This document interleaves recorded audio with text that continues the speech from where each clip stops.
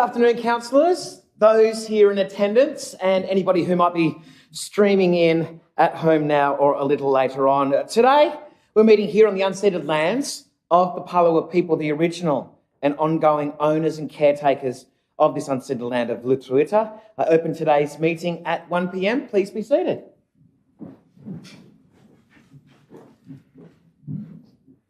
Moving through our agenda today through 2 to 3, declarations of interest. A councillor must declare any interest that a councillor has in a matter before any discussion on that matter commences. A declaration of interest, Councillor Harris? Yeah, item 15.1. 15.1. Any other? Yes.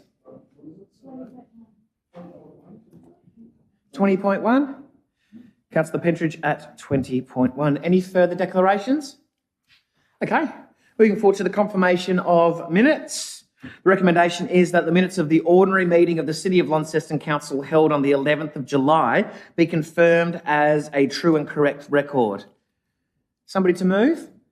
Thank you. Moved by Councillor Britton. Seconded by Councillor Harris. All of those in favour? That's all councillors present. The motion is carried.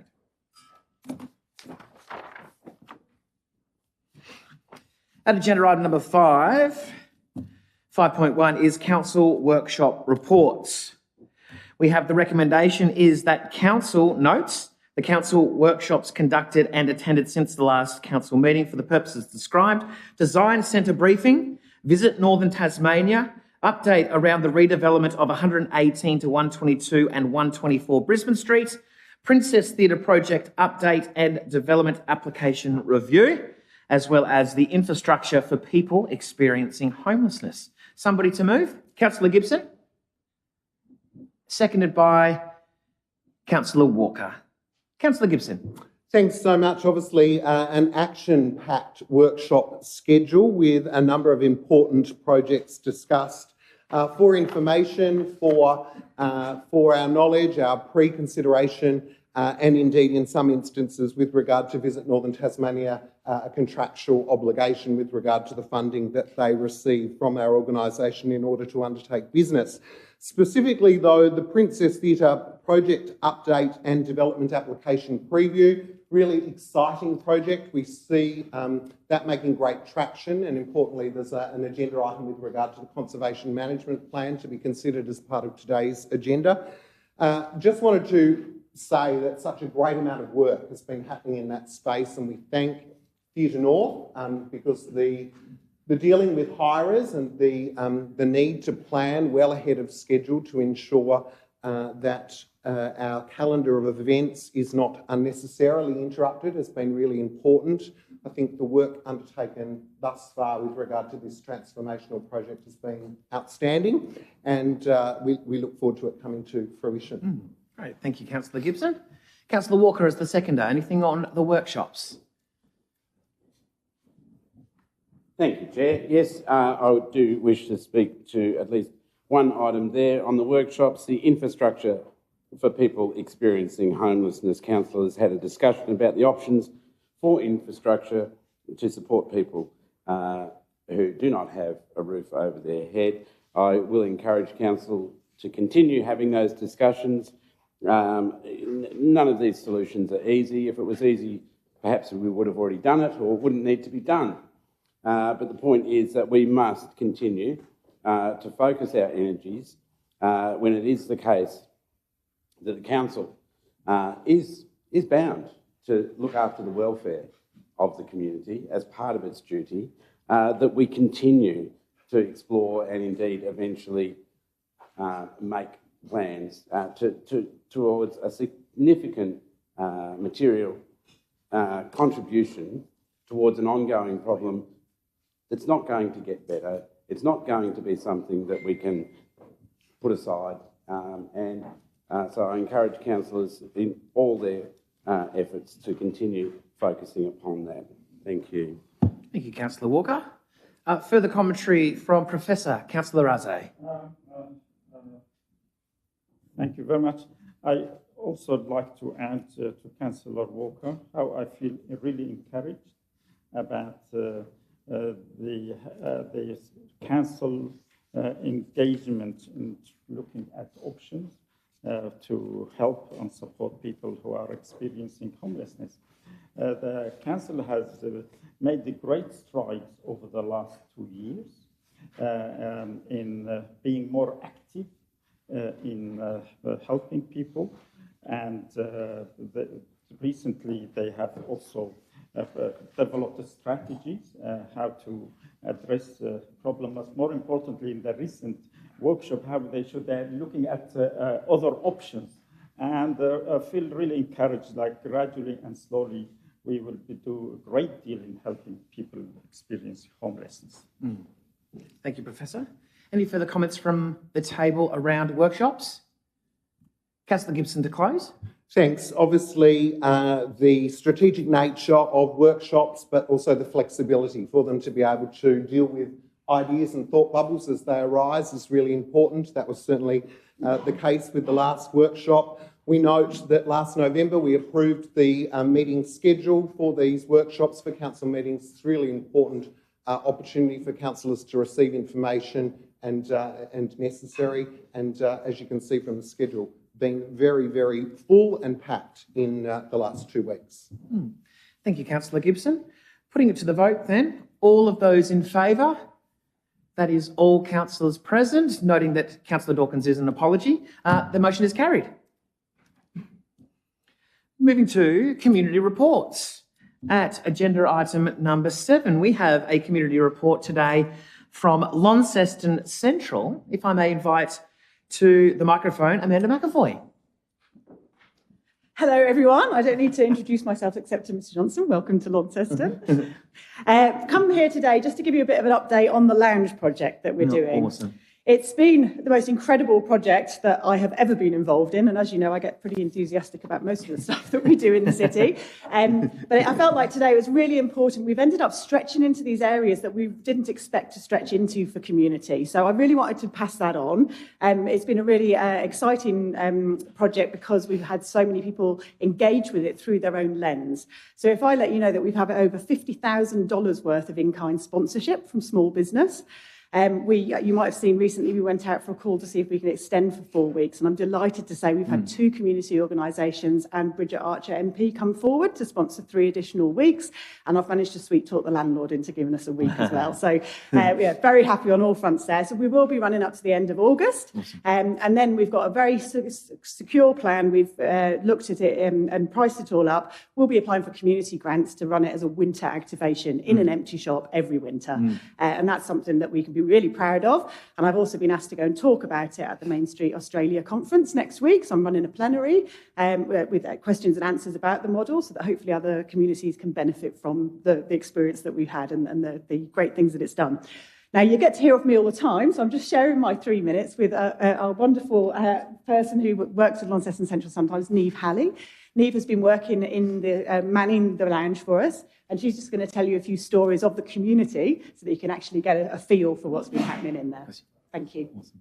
Hello, I'm Niamh, and I work with Launceston Central, and I've been helping run the lounge, and it's just been such an amazing thing to run and to experience and to see the community firsthand and see how it's impacted them. So we've just had such a wide range of the community come, just all ages, all different people for all different reasons. And it's been great for musicians, which has been a huge thing that I'm really passionate about in Launceston and want to promote. And it's been so great for that to have Barrett's sponsor us with all the music and people come in and learn instruments. And we've had mums come in with their kids just looking for a bit of a break during the day. And we've had students come in all the time, like play games and connect and to see people not on their phones and play chess. It's so rare to see nowadays. And just, it's been insane to see how people have reacted and everyone's been like, how do we get this keep going for longer? Like,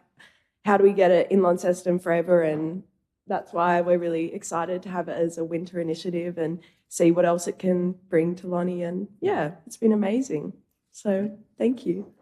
And I brought along a printout of all of our survey data up to about 2 weeks ago, which I'll leave for you guys to look at. And it is not edited at all. So there's nothing, I haven't taken out the bad ones, I promise. So I'll leave that with you for afterwards. Thanks, everyone. Excellent. Thank you very much for the work that you're doing, but also the ability to come and share and to energise the room so early on in our meeting today, which is fantastic. So thank you very much, and we look forward to having an in-depth look at that report and seeing what continued support we as the City of Launceston bring forward to our CBD and the invigoration that it requires also. So thank you very much. Moving into now public question time at agenda item number 6 first, sorry. We don't have any to do in this part because we take them into closed council. So councillors' leave of absence applications, they'll be considered in closed council, which we missed that one before. So now into public question time, 8.1. At 8.1.1, we have Margaret's question around building maintenance, the Dogs Home of Tasmania up in Mowbray. We have some questions here from Ian Little around hooning, in particular around the CBD. There's 8.1.3 from Rodney Jessen with the strata awning protrusion into the Quadrant Mall. This public question I noticed from Mr Smith with permitted use of activities in civic areas and City Heart Stage 2. Ray Norman's question around QVMag, financial reporting and metrics data and resource recovery.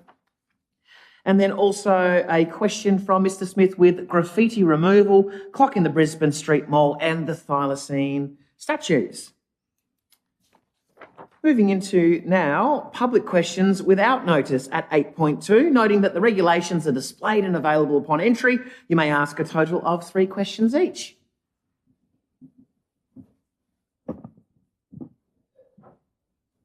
Councillor Britton on the microphone. Thank you. I have 3 questions.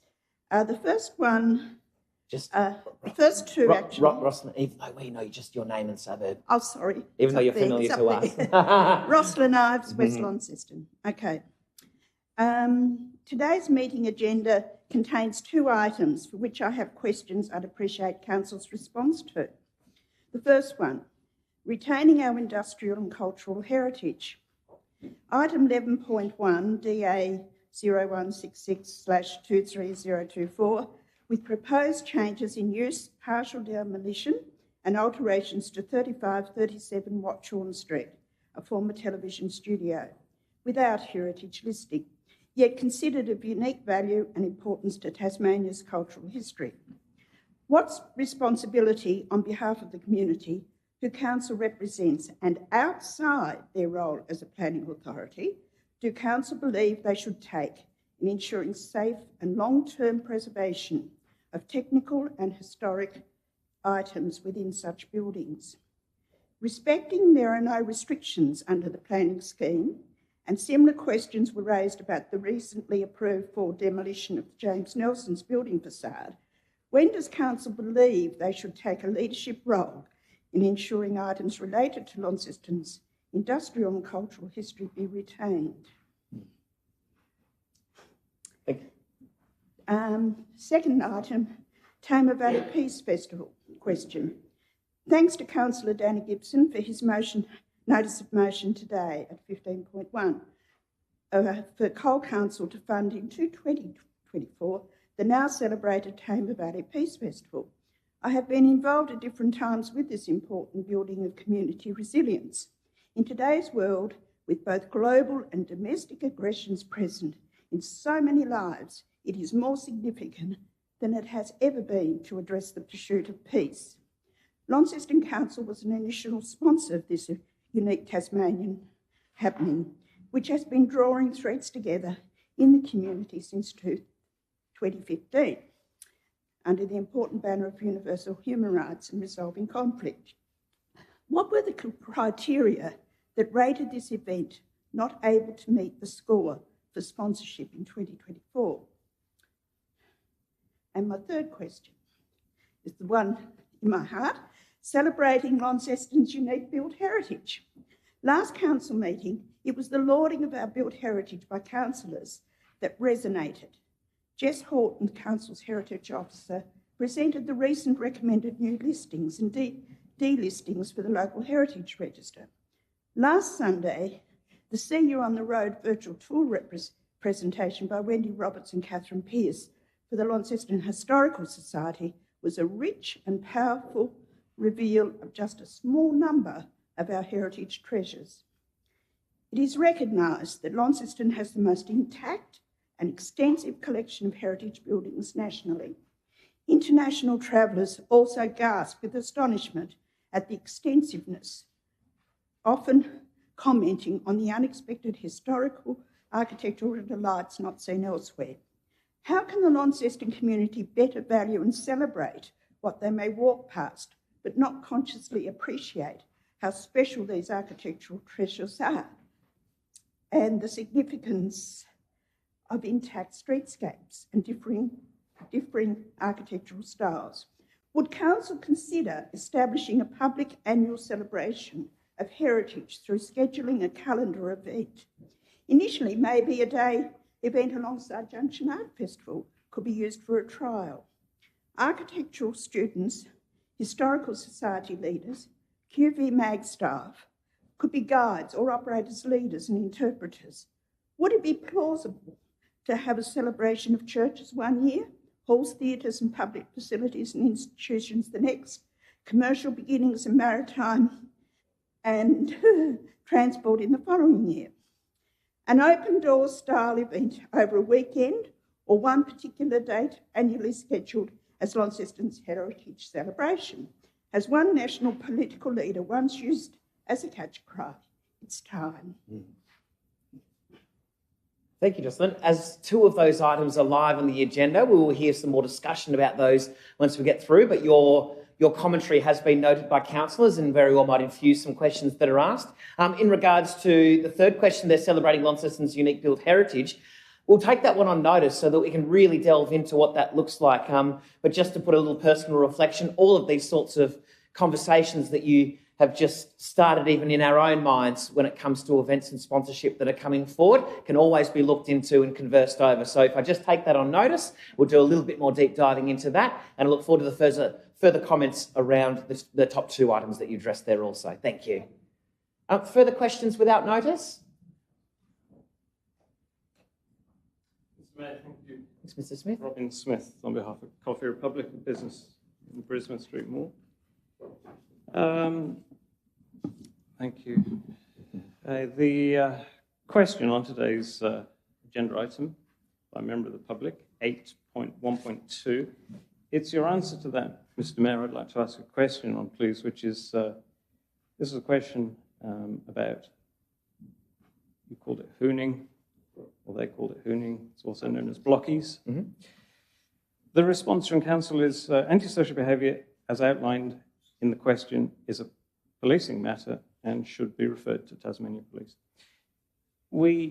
It can't come as a surprise to council that this question comes up. Blockies, I'll refer to them as. We don't have a collective body we can go to if you're in business, and I don't know whether this individual's a business or a resident, they might be both. We used to have city proms, so unless you actually pay to be, there's no forum, and I'm pleased to see this question has come up to council, but I'm disappointed. On reflection, is there not more council could have said in response? And I do understand that council culturally recognises and celebrates blockies as being something unique to Launceston, and in themselves, they're not an offence. There's no law against blockies. There's nothing in the Police Offences Act, Traffic Act, road rules, bylaw. You can do blockies all day long. But it's clear what this person's talking about is noise, vehicles that aren't roadworthy. Launceston Safer Communities Partnership is something you perhaps, with respect, could have mentioned they could approach if they're still in existence. I haven't heard of them for a while. Traffic safety officers, a lot of the cars are defective. That's something, the task force can be done, pull them over. Drug, alcohol, roadside testing. I work in the city and I don't see very often a multitude on whatever the days are, Thursday, Friday, Saturday. That's three things that, with respect, no disrespect, you could have responded. I just wonder why it's the very little opportunity, no surprise to council this problem exists. I just wondered why you didn't say that, because it seems just to say this is a police matter and nothing more. Could Sure. you have said more? Oh, yes, no, I'll take that question on notice also, Mr. Smith, and I will give a personal note to that with the CEO here, we will have a bit of a look at our policy and our process of responding to questions on notice. Because as you've mentioned, I know that there's conversations around the table where we talk about traffic calming situations and giving streets back to people, and those could be further conversed in our responses. So I'll take that on notice and we'll do some work in that space. Thank you. Second question relates to the agenda item and the existing customer service policy, which is on the agenda item today. So both of them are very similar. And the question I have is about complaints. If someone were to complain, as indeed this person did about blockies, there's a definition today as it stands, and if it's adopted today, the future customer service policy. It says a complaint exists when a customer initiates further contact after an initial service has been provided and expresses dissatisfaction with that service. But then it goes on to say, if it is identified that a service is not available or provided by council, then it is not a complaint. It also says a complaint exists when there is a gap between the service provided and the customer's expectation. I just don't know what to make of that. Is that indicative of how customer service workflow would treat a complainant? What it would call a complainant? To me, it's not clear. And this, after all, I believe, is meant to be a front-facing document for the public to use. Could you help me understand that process? Sure. How you identify a complainant and how you process that, what they could expect from that complaint process, please? Well, again, just to go with Mr. Symes, yeah, so as this is a live agenda item, we will have a discussion around the accepting, the words, the interpretation, particularly as I mentioned, being a forward-facing document. And I'll note again that the councillors have heard your interpretation and the way in which you've understood it. So I would hope that those sorts of questions come about as to how we go forth and adopt such a charter. With respect, Mr. Mayor, you might not adopt the new policy, but with today's, could the answer reflect what today's would be and for the last 4 years? How? Because this policy might not be adopted, it might not come into play for months. Thank you. Thank you. Okay. Any further questions without notice? Okay, there being none, we'll continue to move forward through the agenda through 9 and 10 into Planning Authority. So at agenda item 11, Planning Authority, under the provisions of the Land Use Planning and Approvals Act of 1993, Council acts as a planning authority in regard to items included in agenda 11, Planning Authority. At 11.1, we have 36 Watchorn Street, South Launceston. This is business and professional services, change of use to offices, partial demolition and construction of alterations and additions to a building. Now, whilst we have the published agenda, we also do have an alternate motion that has been prepared for today's agenda. Knowing the order we would normally go to public speakers before a recommendation, do we want to bring forward the recommendation of the amendment, or we're happy to go with the public first? Go the public first. So this will be the public, but they're only speaking on what they've seen. So if anybody would like... Sorry, point of order. With respect, it's an amended recommendation. So it's the professional advice of our officers that the recommendation that has been published be substituted with what they're amending. So my advice would be for you to consider having officers outline what the changes are and then move to the public. Sure. Okay. Going to the officers to update the motion.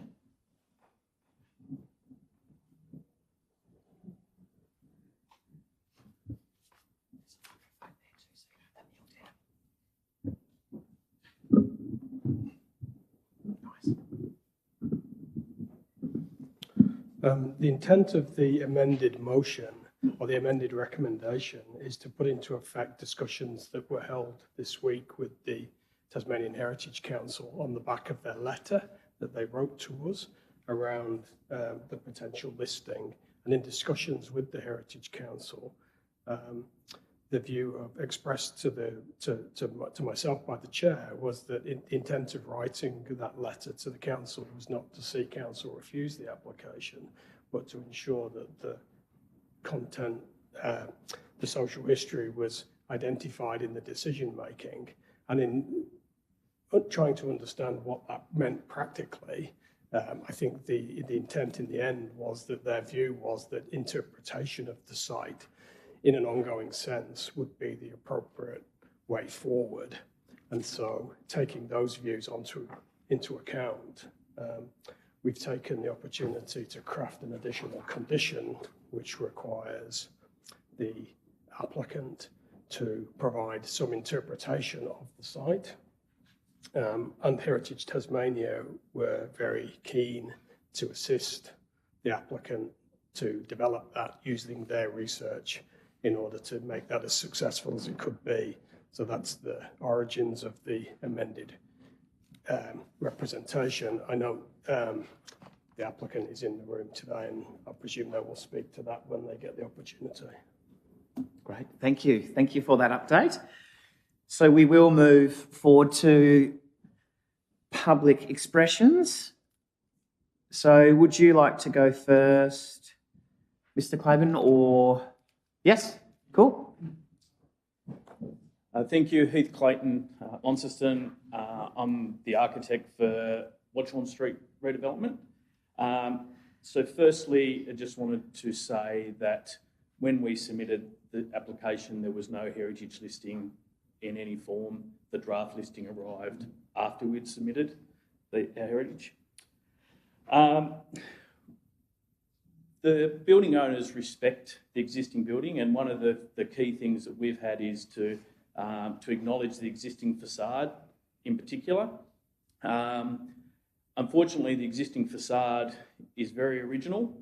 The windows don't meet contemporary thermal properties, and as such, we're looking to replace them. The facade itself is an integrated facade which has a wall panel and window that's all combined. So we can't just replace the windows, so the whole wall panel needs to be replaced. But we're looking to retain the vertical nature of it. So the existing vertical elements of the facade are retained. And then we look to build on those as we upgrade the facade around the southern side of the building, which are fundamentally raw zinc loom tin cladding. Which is, I think, about the fourth edition that the building's had over time.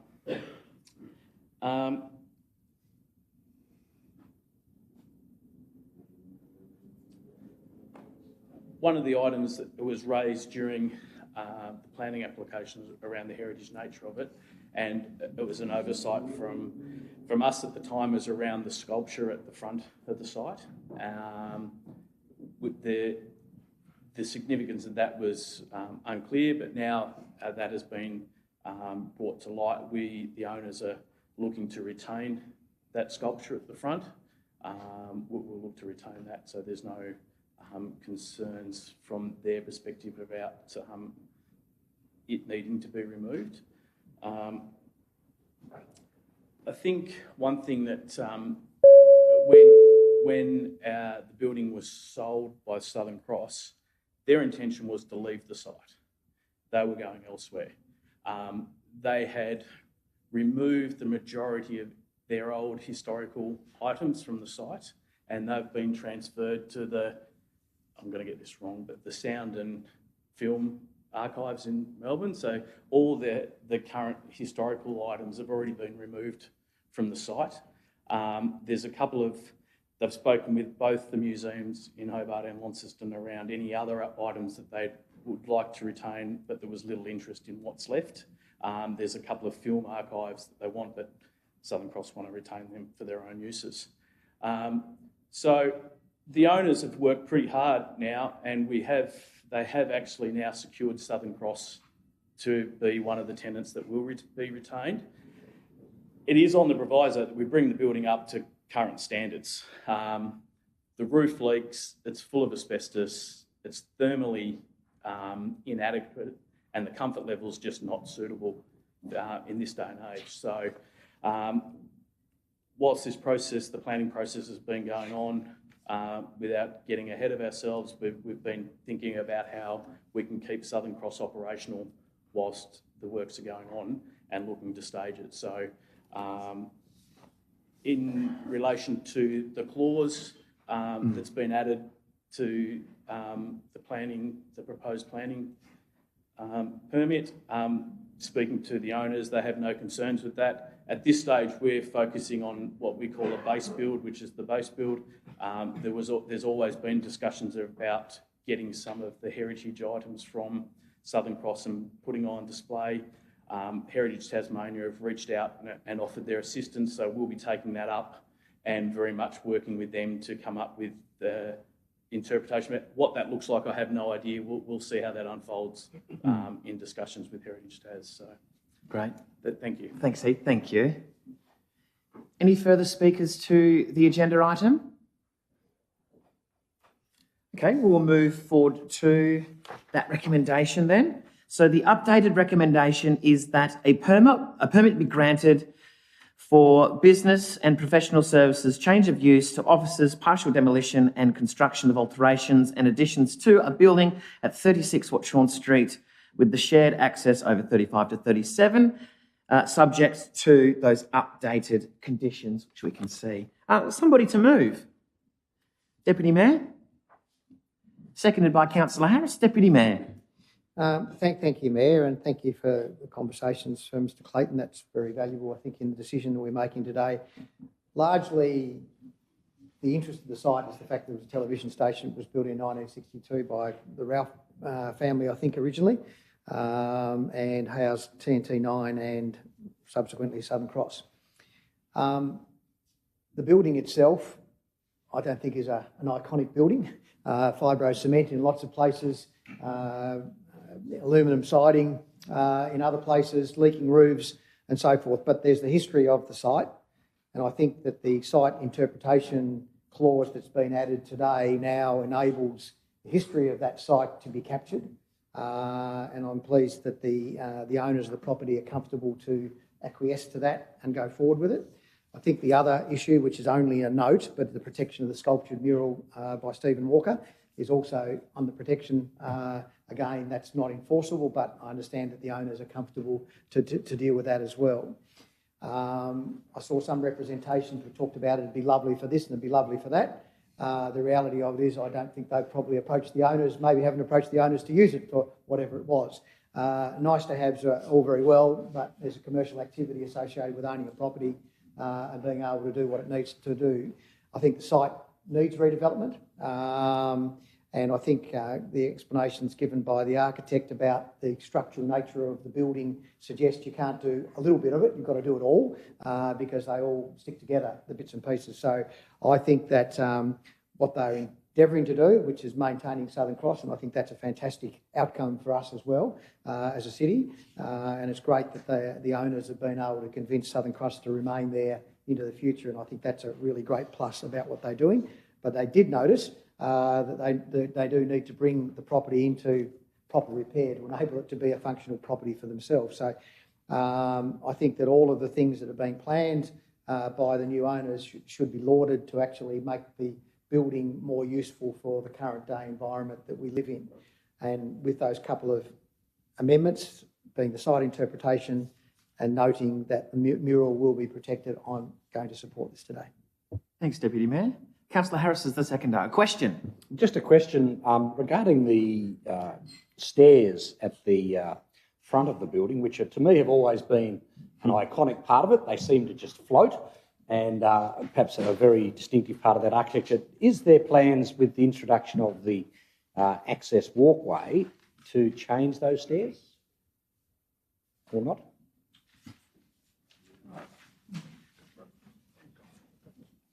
The plans doesn't show the actual stairs because they're proposing the changes to include the ramp along the northern elevation. So the floating stairs appears to be probably they'll alter the stairs. Yeah. Just to clarify, the stairs appear on the demolition plan, so I think it's pretty confident that the stairs will be demolished as per the plans currently. to speak or further questions? To speak, Councillor Gibson, or questions? Yep. We'll go Councillor Harris as the second. Yeah, right. Thank you. Yes, it was, having visited this building many times over the years, it certainly was TNT9, Southern Cross, and now Channel 7.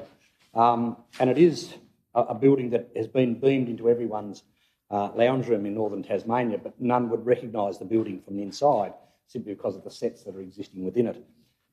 However, as times have changed, and if I talk to my kids, what did they watch on TV? They watch no free-to-air TV. It's all being relayed by YouTube or other streaming services, with the exception of probably sport. So the market has changed considerably since the 1960s, when in fact local programs were made up there, including having axemen doing wood chopping out in the car park of the particular building. And of course, probably had a couple of hundred workers at its maximum. Now the number of workers you could probably count on one hand, but it is good to see them being retained in the tenancy. To me, it is the use of the building to be repurposed. It probably makes good administrative offices for someone who needs a lot of car parking. And from that point of view, the large car park is attractive. Whether in fact it would be a high destination retail outlet, I would struggle with. And I am surprised that there hasn't been any representations from the residents of Watchorn Street about the narrow road that does service this. I mean, it's always been an issue, and I guess having been there since the 1960s, there are probably people that have just got used to the amount of traffic that's on that street.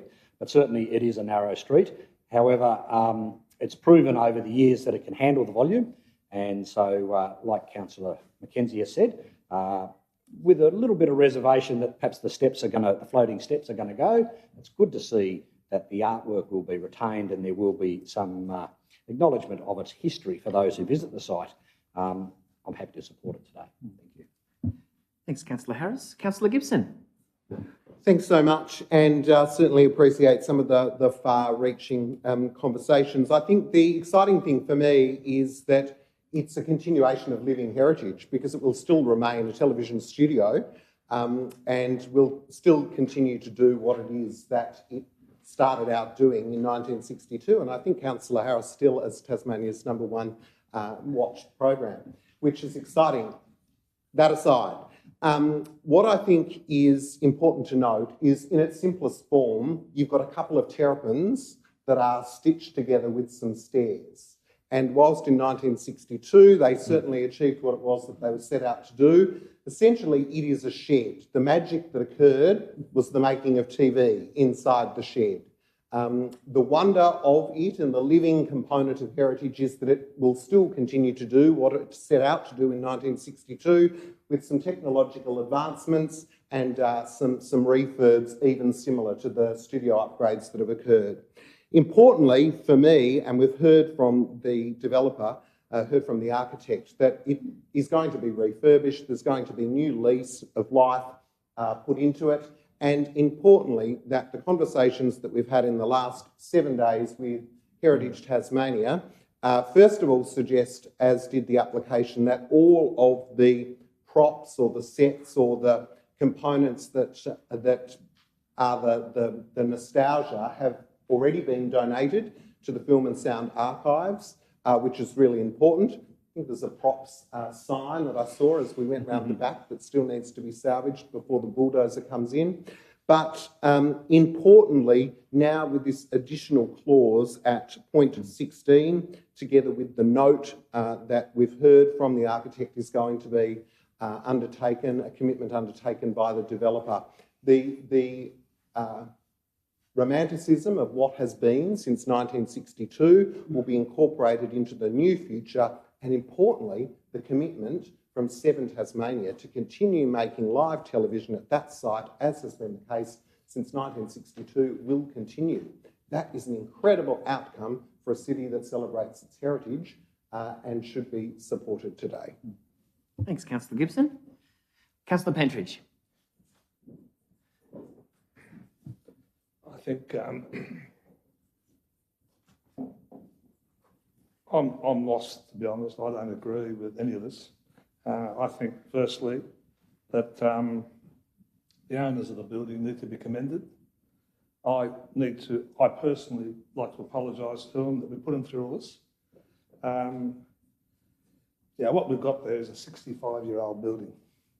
What everyone's missing, the only thing it ever had going for it was the location of our barrow, and with old technology, it's good to see that we here, particularly around this table, appreciate old heritage, because we're never going to move much further. That building should have been bulldozed down. And the developers, if the developers had chosen to, I think they need to be commended. I'm sorry what part we have to play in it, in forcing them not to be able to do that. But the building is past its use-by date, and all we've managed to do is force some well-meaning business people of this community to renovate a building that should have been bulldozed down, and that hopefully before I die will be bulldozed down. But anyway, we can't fix old stuff. It's 65 years old, and I think that, although I'm going to support this development today, but I'd like to have it on record as we need to congratulate everyone concerned for doing the work they've done. But it's still an old building, and for what it's worth, I'll push it down free of charge. Thanks, Councillor Pentridge. Councillor Walker? I'm not sure how to follow that, but I will give it a go. Look, I do stand to support the application today, but, as much as there's been some rambling around the table, if I may, Chair, today I'll add a little more rambling to the conversation. Of course, this has a social history for Northern Tasmania, indeed for all of Tasmania. Some people may not be aware that there was a time when there were two TV, well, of course, it was a time there was no TV stations. When I was young, there were two TV stations. There was ABC and there was TNT9. And so the work that's been produced in that studio has gone into everyone's rooms in Northern Tasmania. And indeed, a little bit later on, all of Tasmania. So it does have a really important social history. Children's shows. Our previous colleague, Jim Cox, received a Logie Award for one of his children's programs that he hosted there.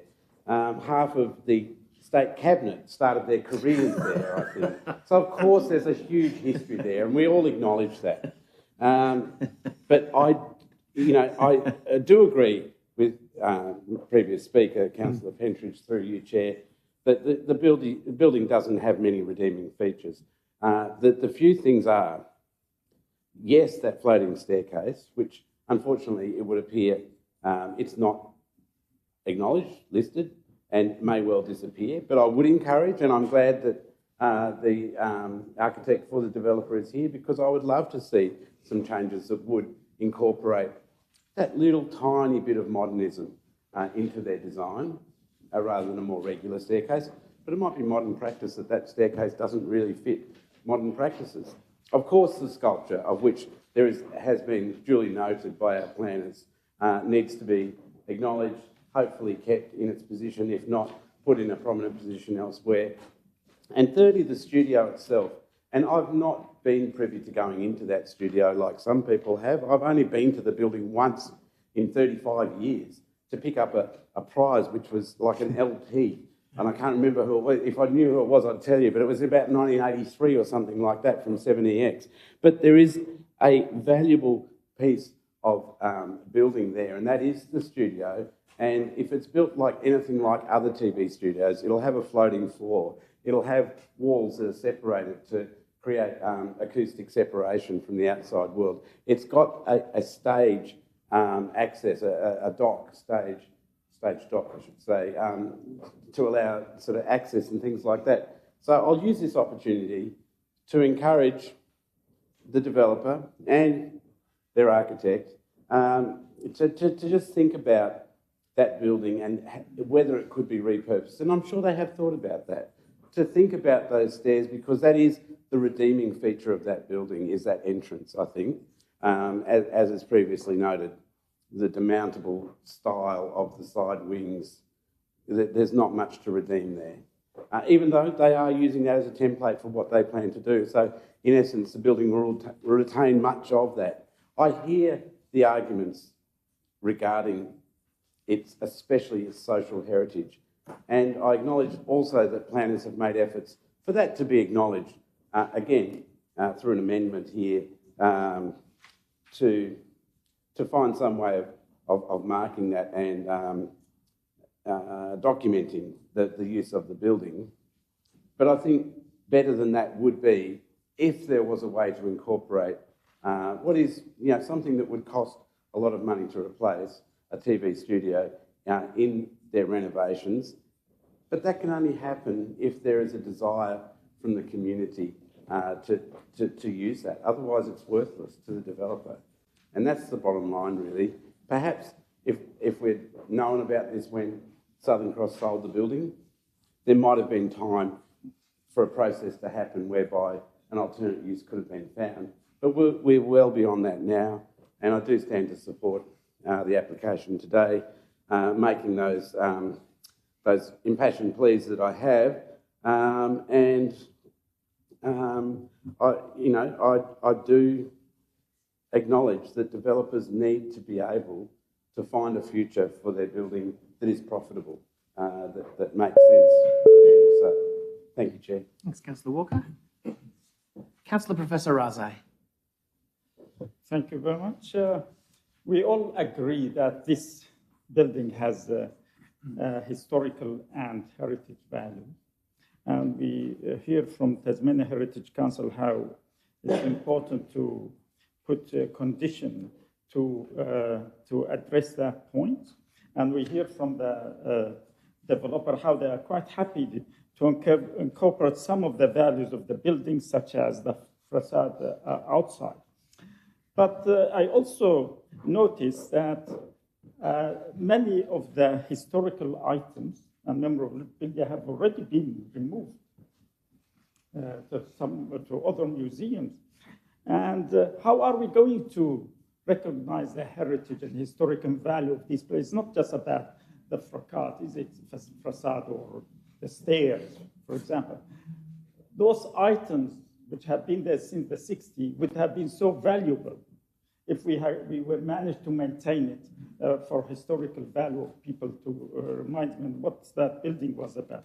And my question is there any other way apart from keeping the facade, like having the memorabilia, perhaps put them in the spaces in the building? Because that will be the way to recognize the heritage and historical value of the building. And perhaps that might come by talking to the heritage and council and the developer, but most importantly also with Southern Cross as well, whether they can find ways to value these items. So, Professor Razai, I do believe that there were some comments in the recommendation that there will be some of the items have obviously gone to the museum in Melbourne. There has been a reach out to our own Tasmanian museums if there's anything of value. And then also there is potentially some capabilities to keep some of the bits inside to continue to tell the story, if my understanding of the recommendation is correct. So there has been some further conversations with the developers around continuing to tell that story. Would I be correct in that assumption? I'm just trying to at least get an answer. Yes, we did go. We have had some very initial discussions about what may be possible, but I think it was important at this stage, given the compressed nature of the discussions, not to jump to too many conclusions about what might be okay. And the Heritage Council have offered their research and their enthusiasm to helping that, and that offer's been taken up, as we've heard by Mr. Clayton. So there was allusions to what might be able to be done in the foyer and what might be able to do outside the building and other things.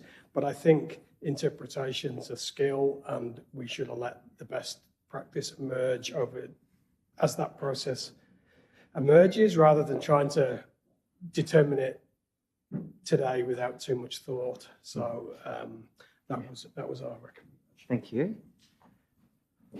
Question, Councillor Gibson. Thanks. Just a couple of clarifying questions because it feels like we're talking about different things around the table. So is it the case, just for clarity, that there is an element of demolition which is going to occur? Councillor Pentridge seemed to be thinking that that wasn't the case.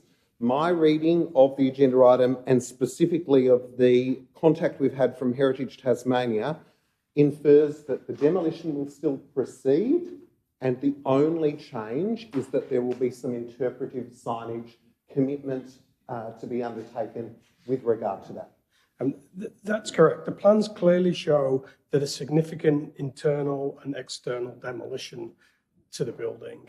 The interpretation is around allowing future workers and visitors to understand the significance of the site, how it operated, what was there, and that may involve memorabilia, it may involve information and other things to be determined. Lovely, thank you. And also just for clarity, I think it's important that I ask the question, this is currently a non-operating studio. That is, that the set from, the news of old, Howie the Yowie and any game show props and the green screen, all of those things have already been removed because with the exception perhaps of a few TV commercials that require a curtain, that studio is currently not, that shed, which has been a studio with a roller door at the back that a ute can back up to at ground level, is not used for any purpose at the moment. For live TV making. Yeah, that's my understanding. I don't know the intricate details of how the building's used, but it's my understanding that that's correct. Thank you. Councillor McMahon. Thank you. As Councillor Gibson said, the magic happened on the inside. I remember actually marching up there in school, full school uniform, hair pulled back in a ponytail, as part of the primary school choir at Christmas time to perform live on TV. That was pretty special. I'd like to commend the developer for being amenable to the requests that have been put to them, and I will be supporting this development. Thank you. Thanks, Councillor McMahon. Further comments around the table? Councillor Palmer. Thank you very much, Mayor. I stand to support this today, and I thank the architect on behalf of the developer for being here today to tell us what they know about it, and I agree with him. The windows, the wall panels, the tin cladding, the roof leaks, asbestos, all of that is absolutely true.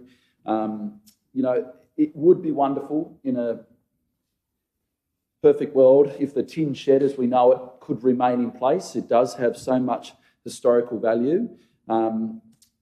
What the building definitely has going for it and had going for it since 1962 was a group of people that are absolutely outstanding in their own right. And it was only 2021 that 7 Tasmania News was the most watched program in Tasmania by far by the incredible Joe Palmer. So I'm not sure what, different people are watching, but it's definitely been recognised as the most watched program in Tasmania for close to 25 years. But absolutely, I'd love to see and encourage, and it sounds as if it is, that the Heritage Council and the developers are really keen to sit down and continue chatting. So I'm encouraged by that, and I absolutely have no doubt that this building needs a really good lift, a really big renovation, and it sounds as if this group of people are really caring in the way they're going about it. So I stand to support it today. Thank you. Thanks, Councillor Palmer. Further comments or questions around the table? Okay, we'll put it to the vote then. So all of those in... to close, anything to close? Sorry, I did ask if there's anything more. Yeah. Thank you. All of those in favour?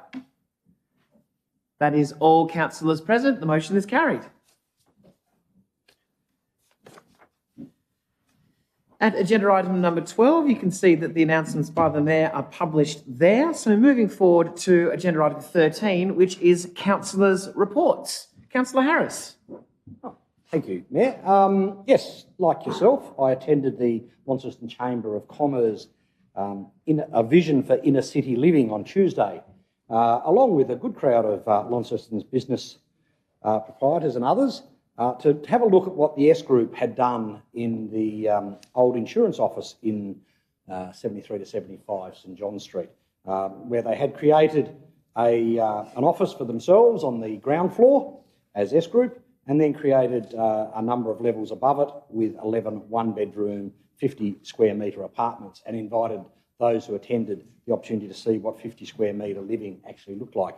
And I must say that the crowd received what you said, and particularly what the CEO said about the council's attitude to inner city living and the support that the council would give to developers looking at this style of development, because it's something that we in Launceston desperately need. To put more people living in the city will in fact encourage more people to be shopping in the city. It improves the safety and security of people using the city at night, and maybe one day we will actually create a real nighttime economy that would actually support businesses.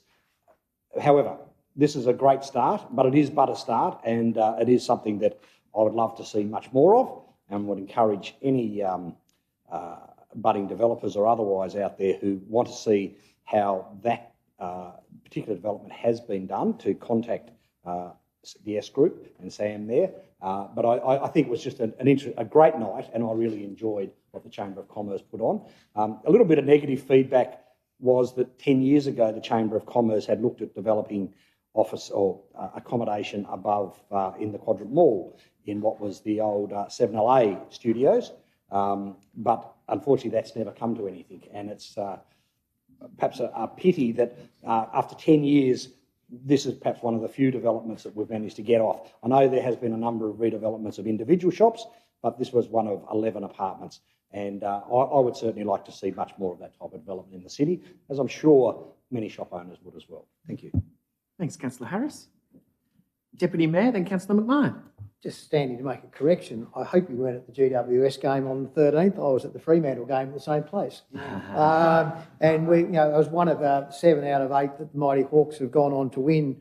And I think we've got a completely clean record here in Launceston, which is fantastic, and move on for the Hawks. And I think the week after I went to the Tasmania-New South Wales game at UTAS Stadium as well, which was a really good event. Really pleased to see the Tassie girls and the Tassie boys out there performing in all their glory, and looking forward to seeing them out there performing in the AFL in a few years' time. So really, really good.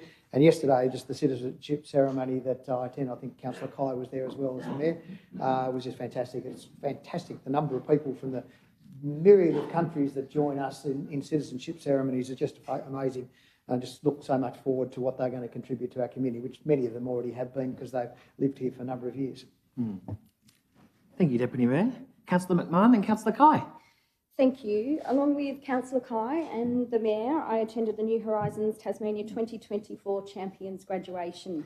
The Northern Horizons Champion program is where leadership is done differently. It's not just about leadership, it's about growth, empowerment and community for people with a disability. What an absolute joy it was to see the champions graduate, and what a fantastic program.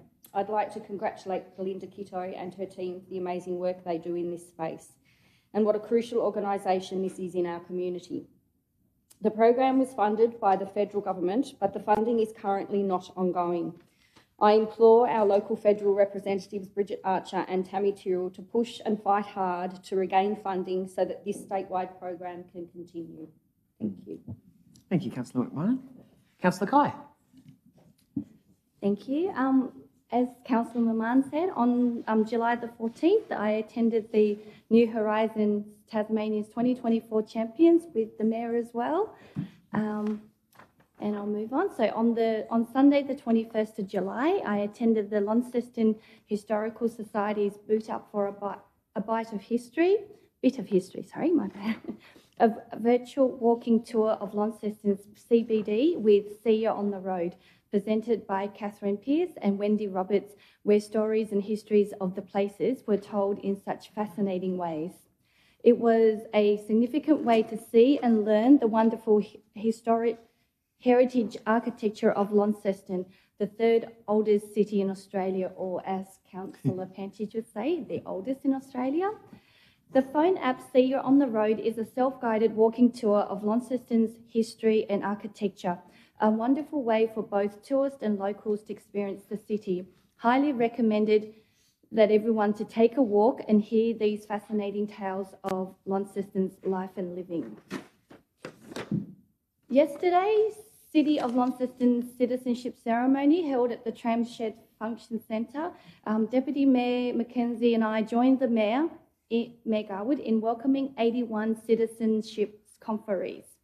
It was heartwarming to see so many large family groups making the pledge together to call Australia home.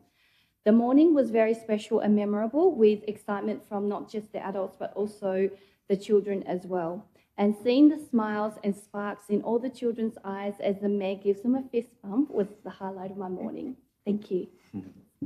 Thanks, Councillor Kai. Councillor Gibson. Thanks so much. I've got two things that I'd like to report on. The first is to reflect on the presentation from Launceston Central, who are doing an absolutely outstanding job with regard to the marketing and activation of our CBD on behalf of the City of Launceston and all of the retailers and all of the people of Launceston. Kudos to them, and as Amanda said, she's representing Launceston next week at the Main Street Conference, which I know Mayor attended last year to celebrate Launceston's achievements there. But importantly, which I think 4 or 5 of our staff are attending next week as well, to be inspired and get lots of ideas, but most importantly, to celebrate the work that Launceston Central are undertaking on behalf of the City of Launceston. So I think that is wonderful. It speaks to the great relationship, it speaks to the wonderful things that are happening, and is a great testament to the growth of that organisation and indeed the future as they continue to achieve great things. And the second and final thing is to reflect on a staff member who's retiring today after 34 and a bit years of service to the organisation, and that is Rosie, who has worked really closely with so many elected representatives over those almost 35 years. We talk a lot at the City of Launceston about values, and we talk a lot about needing to live those values. And I tell you what, there is someone, and I'm sure councillors will agree, who has lived by those values every week that I've been a part of this organisation, who is friendly, who goes above and beyond, who doesn't seek out recognition, but who performs their tasks to the highest standard. And I'm sure I speak for everyone when I say we wish Rosie all the best for her retirement, and we thank her most sincerely for her contribution to the City of Launceston and to serving aldermen and councillors of years gone by. Thank you, Councillor Gibson. And from serving us to serving the Queen also, which is quite an interesting story that Rosie will share with you, I'm sure. Any further councillor reports around the table? Okay, we'll move forward then through to questions by councillors at 14. 14.1, we have councillors' questions on notice. 14.1.1, Councillor Gibson's questions around the Albert Hall reopening, and also there's a question around the notice of motion 10th of March, Windermere Swan Bay Roads. 14.2 is councillors' questions without notice. Any councillors' questions without notice as a part of today's agenda? There being none, we'll continue forward to 15, which is notices of motion. 15.1, we have a notice of motion around the Tamar Valley Peace Festival funding from Councillor Gibson. Before we do get to that recommendation, we're looking at some declared interests here with Councillor Harris, and if there was any speakers from the public.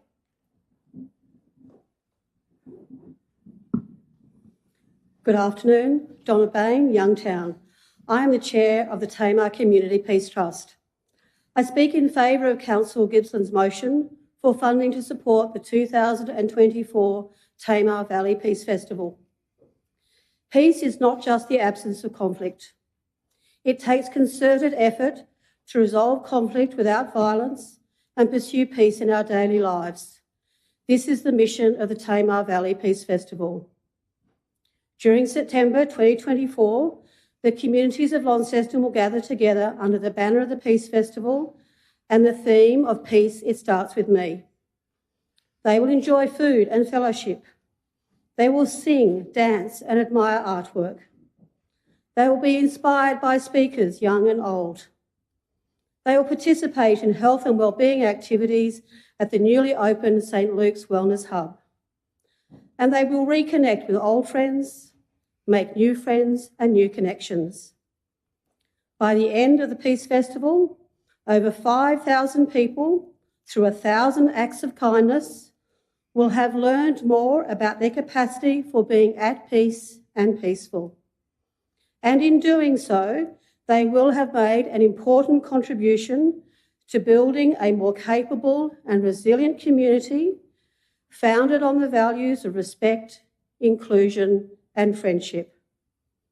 We ask Council to join us and support the Tamar Valley Peace Festival so that together we can build a more peaceful, harmonious and prosperous community. Thank you.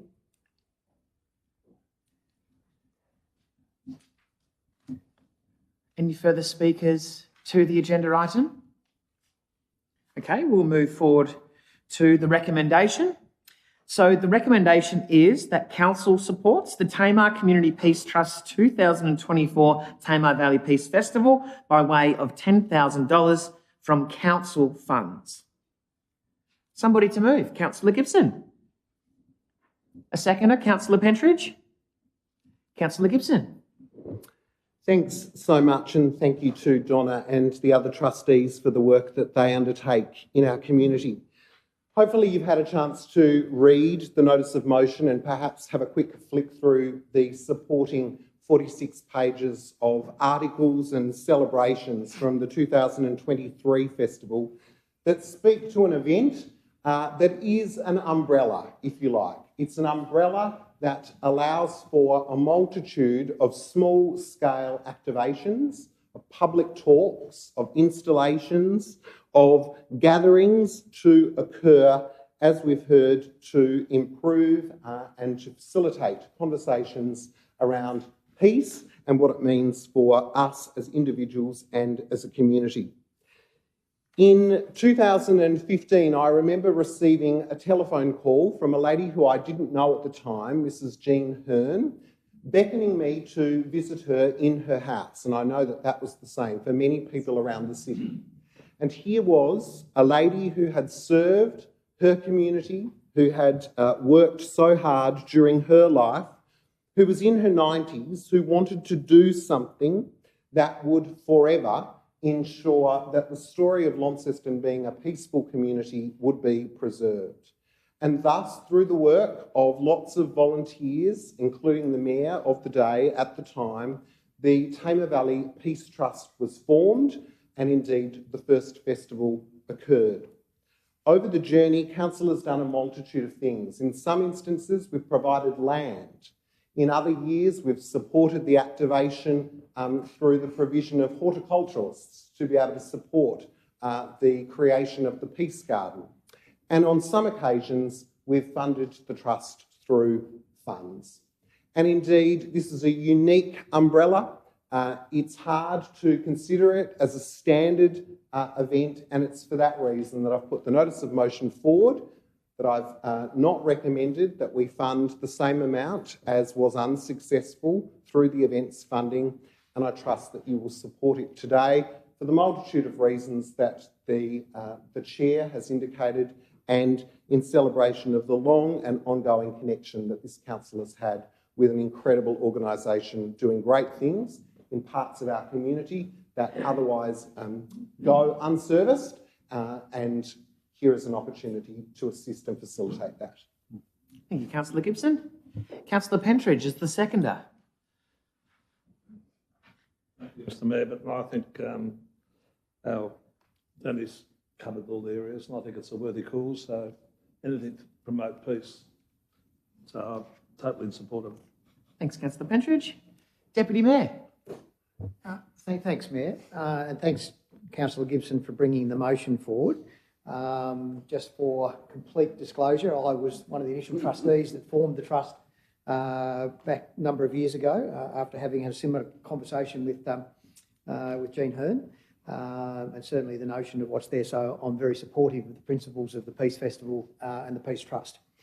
Where I have a problem is simply we have a process in which we go through in relation to funding, and we have a certain amount of funds in which we actually have, and we've been through this process a few weeks ago where we've determined we ran out of funds at a particular level, and that's where we cut it off. And I don't think that at any stage there was any thought that we were these 5 organisations that we didn't fund were actually not worthy of being funded.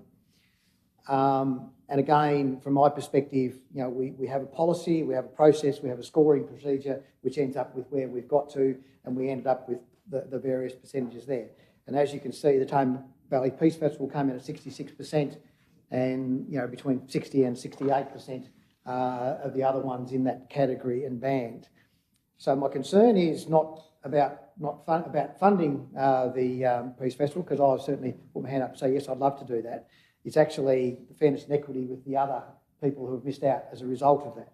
So in my view, if we're going to do one, we should do the 5, and I think that's the officer recommendation as well, which would sort of change this from being a $10,000 ask to a $44,000 ask. So I guess from my perspective, as a standalone motion, I find it difficult to support because I think it's inequitable with the others that were worthy recipients as well.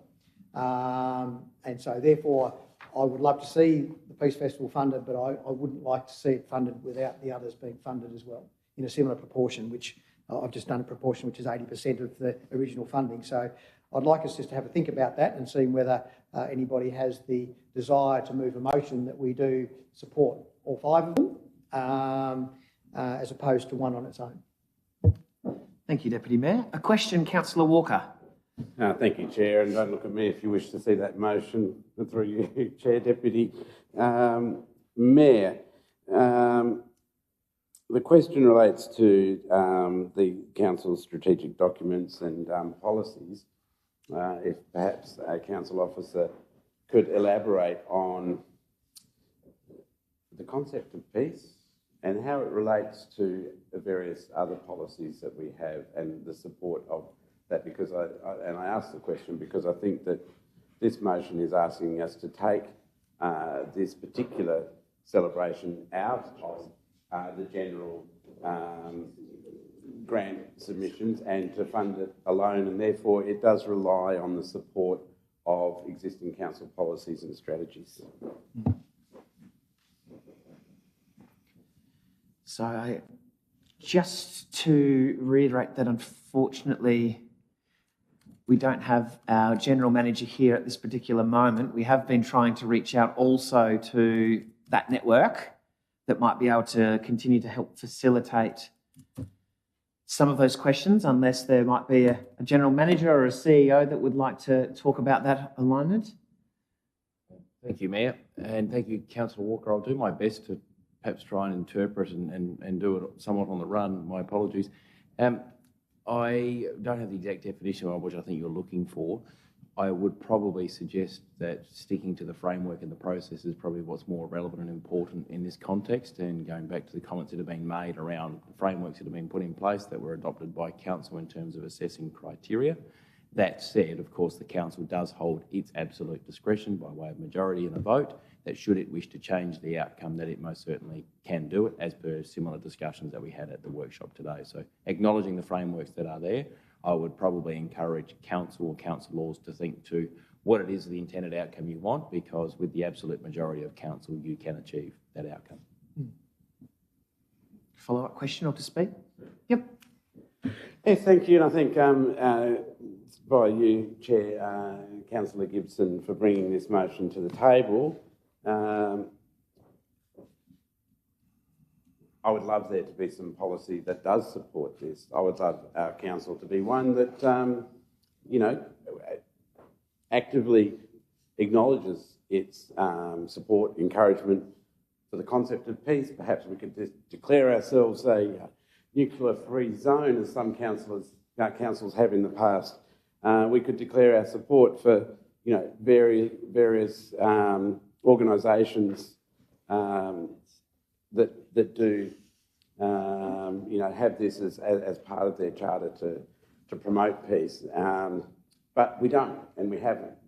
And I suppose that's what I'm looking for here, because on the one hand, we have the governance, which our deputy has spoken to, in a sense, where we have a process whereby people apply for grants, they are assessed, and that process has taken place.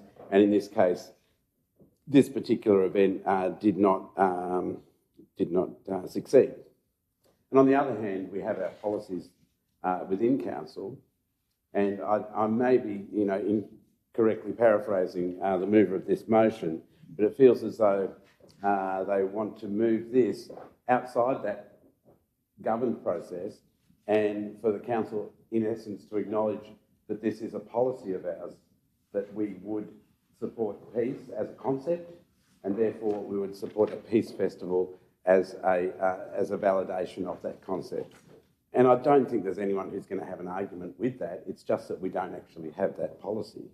And that would be the work and the framework whereby this motion would definitely succeed if council had a stated position on the promotion of peace. So then what are we left with? Do we wish to promote the concept of peace? That, I suppose, is the question that we are having to ask. And in a sense, it's asking for policy on the run to some degree. This is an established festival, as has been highlighted by the mover, and in the documentation we have supported for many years. But we've supported it through that different governed framework where people apply for grants, they are successful or otherwise. In this case, we're wishing to move beyond that, and I suppose I'm looking for more reason to support that decision today. If I look and reflect personally, I think, and I'm sure most people would agree, anything we can do in this world to encourage peace is a good thing. Would I like to see that ratified? Would I like to see that ensconced in policy in council? Perhaps I would, and perhaps if that was here, it would make my decision easier today. So, in lieu of that, I would ask and encourage other councillors to speak within that framework, or to offer new things outside that framework. It's not as if the council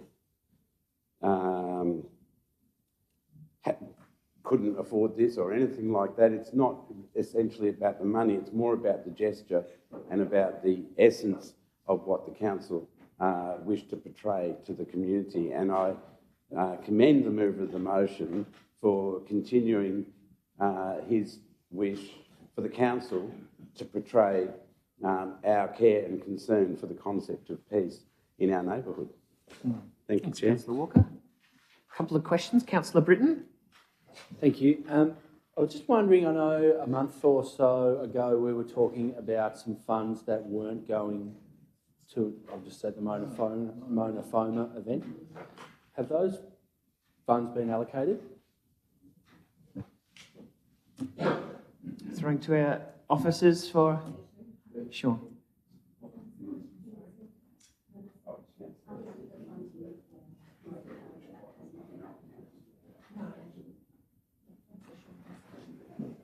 Thank you. Yes, it's not just it hasn't been refunded, it hasn't been looked at as to how it can be refunded. Then I had Councillor... Oh, another question, follow-up question? No. Okay, we can keep going. Just wait, I'm writing everyone down. Councillor Professor Raze, you were next, sorry. It's great to have peaceful trust in our area. We all support peaceful movement. In fact, the world and our community desperately need to continue to talk about peace rather than keep all we hear about every day about wars around the world. And we should be actively actually promoting movement like this. And as it has outlined in their analysis, it's not about just resolving conflicts of wars. It's about conflict in our society, in our family, etc. And the more we talk about peaceful resolution, the better we are. And that's why I always like to talk about how we should be nice to each other. That's how we can promote peace and reduce conflict. But the dilemma, as the Deputy Mayor have outlined to us, we have got 5 very close contested group. They have all been rejected. And our role also to be fair to all of these. And if we are going to consider exception, I think it's fair also to look at what about the other groups as well. Don't you think they have the right also to come and put a proposal, also to reconsider their application? And this is what I think the dilemma I am at the same time like the Deputy Mayor. And I would love to promote and support our peaceful movements, but we have to be also quite fair in our consideration. Thank you, Professor. Thanks. Now I had Councillor McMahon, then Councillor Britton. Thank you. I don't think anyone is disputing that the Tamar Valley Peace Festival is a great organisation and a great umbrella to events. We are very fortunate here in Launceston to have so many great events that connect people, promote a sense of community, inclusion, friendship, celebration, support local businesses and artists, and much more. The current grants process is coming up for review, but as it stands now, we aren't comparing events on a like-for-like basis. They are all bundled in together, vying for the available funding. As we are aware, that grant applications received far outweighed the available funding. The Tamar Valley Peace Festival has been very fortunate and received support or funding since 2015, and as we are aware, this year missed out because of other events receiving higher scores. I sympathise with the organisers. Events are expensive to bring to fruition. As someone who has a history as an event organiser and spent thousands out of my own pocket over the years to ensure the community has been able to enjoy them for free of charge, because you can't rely on funding streams because they are never guaranteed. I believe this is outside the established events funding process and doesn't align with the program governance. So I do believe we need to remain fair and equitable to other grant applications, and perhaps we can look at a different avenue of supporting the group, whether that's through offering them space somewhere other than a monetary situation for this year. Obviously, things hopefully will be a little bit different with the grants process next year. Thank you. Thank you, Councillor McMahon. Now I have a question, Councillor Pentridge. Noting that you've spoken, yes. So Thank you, question. Mr. Mayor. So this is my introduction to learning to play with words. So the question is, this community has elected 12 representatives to act on their behalf. That's the question? Is that correct, sir? Yes. Yeah? Well, although I sympathise with what everyone's saying, and without quoting some of my friends here, we are in a bit of a troubled time throughout the world, and I think that my colleagues here have the opportunity and should be given the opportunity. This isn't going to set a precedent, and as everyone said, all these other people, it's a pity there wasn't enough money to fund everyone, but surely we, as the elected representatives of this community, at a time when there seems to be so many problems in the world, why wouldn't we, and we've already stated there is some funds available. I think if we're going to not change the rules, if we're going to get together and vote for this proposal, this is as good a proposal and it's in the interest of the community, and I think we should do it. So, Thank you, Councillor Pentridge. So the question around the funds, that whilst they might not have been reallocated, that doesn't necessarily mean that they're available. So if I can just dig into your question a little bit, there might be a little bit of a question to the CFO around the direction of where this proposed funding might come from. I think might have been in there somewhere. Our new CEO did indicate, and he was somewhat concerned that he might have left the chequebook at his table there during our last meeting. I'm more than happy to sign the cheque if we can find that cheque. Thank you.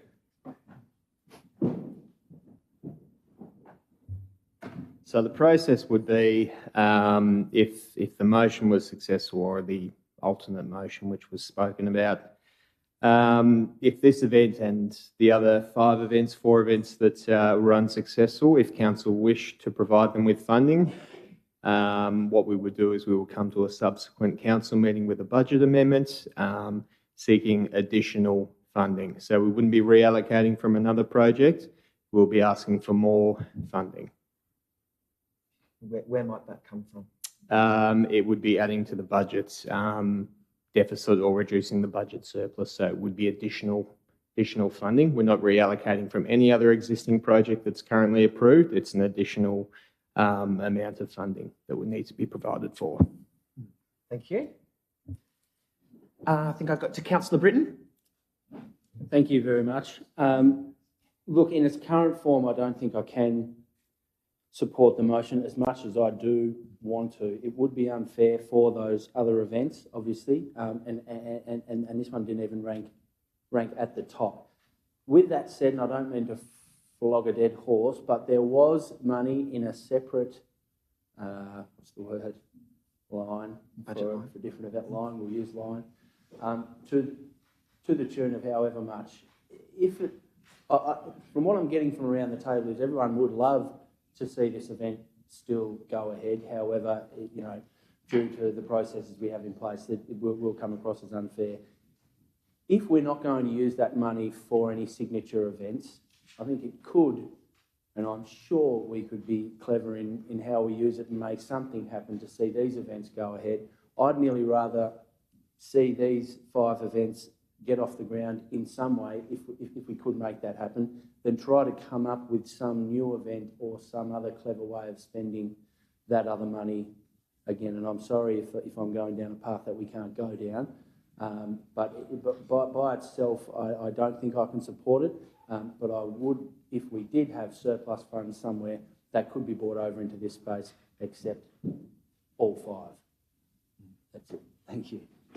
Thanks, Councillor Britton. We might look to our officers here as well, just in terms of budgetary allocations and rounds and grants. And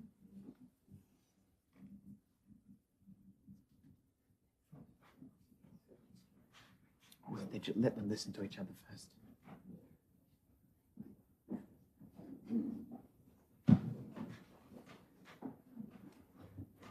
Thank you. So just in talking with Angie, who's part of the events and tourism team, the $50,000 is unallocated at the moment. It is sitting in that signature, have I got that right?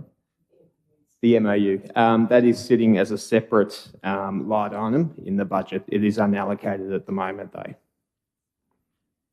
A question, Deputy Mayor? So to perhaps round this out, is it true that if we don't spend that, it'll go back into consolidated revenue as a credit and therefore we'll net the 2 out? It will. However, if it is reallocated at the moment, we will lose the opportunity to allocate it throughout the year. So if it's used now, it's gone. Mm-hmm. But that will net itself out? Yeah. A question, Councillor McMahon. So if that was the case, what do we do if the small event people who missed out then come to council and go, well, I missed out, can I have a portion of that funding as well? We're going to find ourselves in the exact scenario that I described a couple of questions ago, where if council wants to allocate more funding, that can be done, but we're going to need to draw from our reserves to do so. So that is an option, but that again needs to come as a budget amendment. We'll be adding to the deficit or reducing the surplus by that amount. Councillor Palmer. Thank you very much, Mayor. And just like to start by commending Councillor Gibson for his notice of motion and his heart for this project. Absolutely, everyone has spoken about it. We would love to be able to fund this Tamar Valley Peace Festival, and I thank Donna Bain for being here today and speaking on behalf of the event. You know, this chamber, this council has got policies in place, you know, and as much as we would love to be able to fund all these events, all the events that have missed out before, it was my interpretation in that committee that we didn't have any funds left. We're hearing now that, yes, we could tap into these funds, but, you know, someone else might come to us tomorrow, next week, the week after, and look to us for some funding, and that might be spent, might be gone. And these Sally's Ride, for example, all these other ones here could be listening right now and saying, you know, that's unfair, and it would be unfair.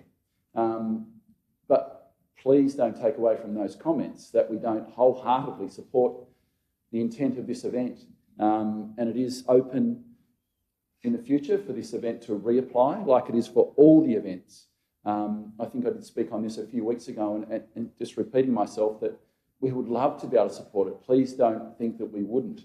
It's just that we have a process in place where many people assess it. We've got a criteria that we assess. And it's just not one person that assesses these events. It's many people that assess it, and they do it independently, away from each other.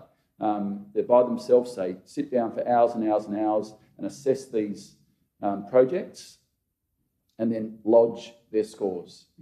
So that's the policy. That's good governance. And if we just simply make a decision,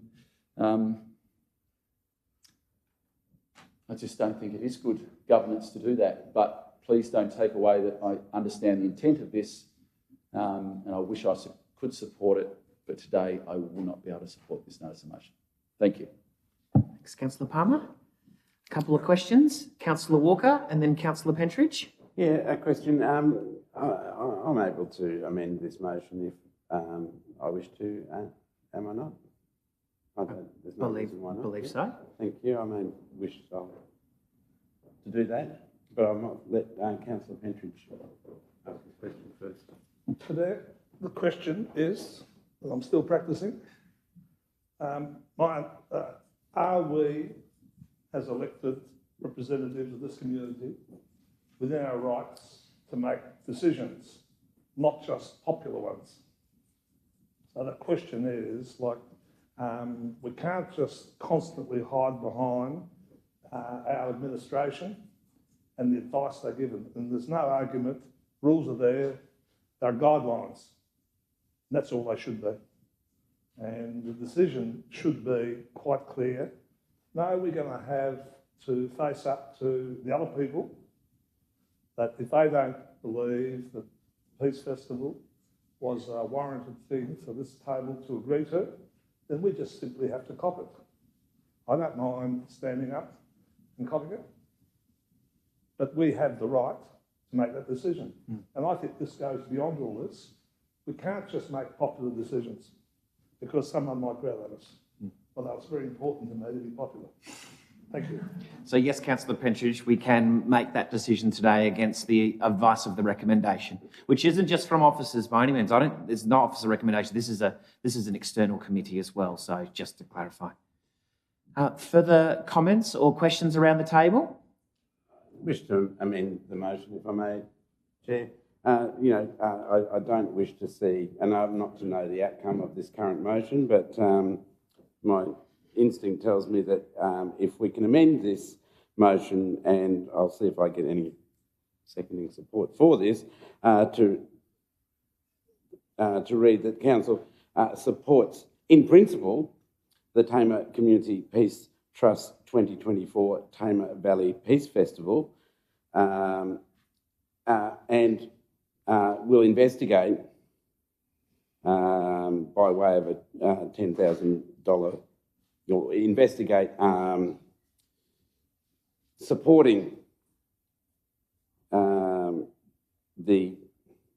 way of a $10,000 grant from council funds, pending a report, pending investigation as to whether it can become a signature festival, a signature event, I suppose. So I'll try and read that again. That the Council supports in principle that the Tamar Valley Peace Trust 2024 Tamar Valley Peace Festival be supported by way of a $10,000 grant from council funds, pending a report on its suitability to be seen as a signature event.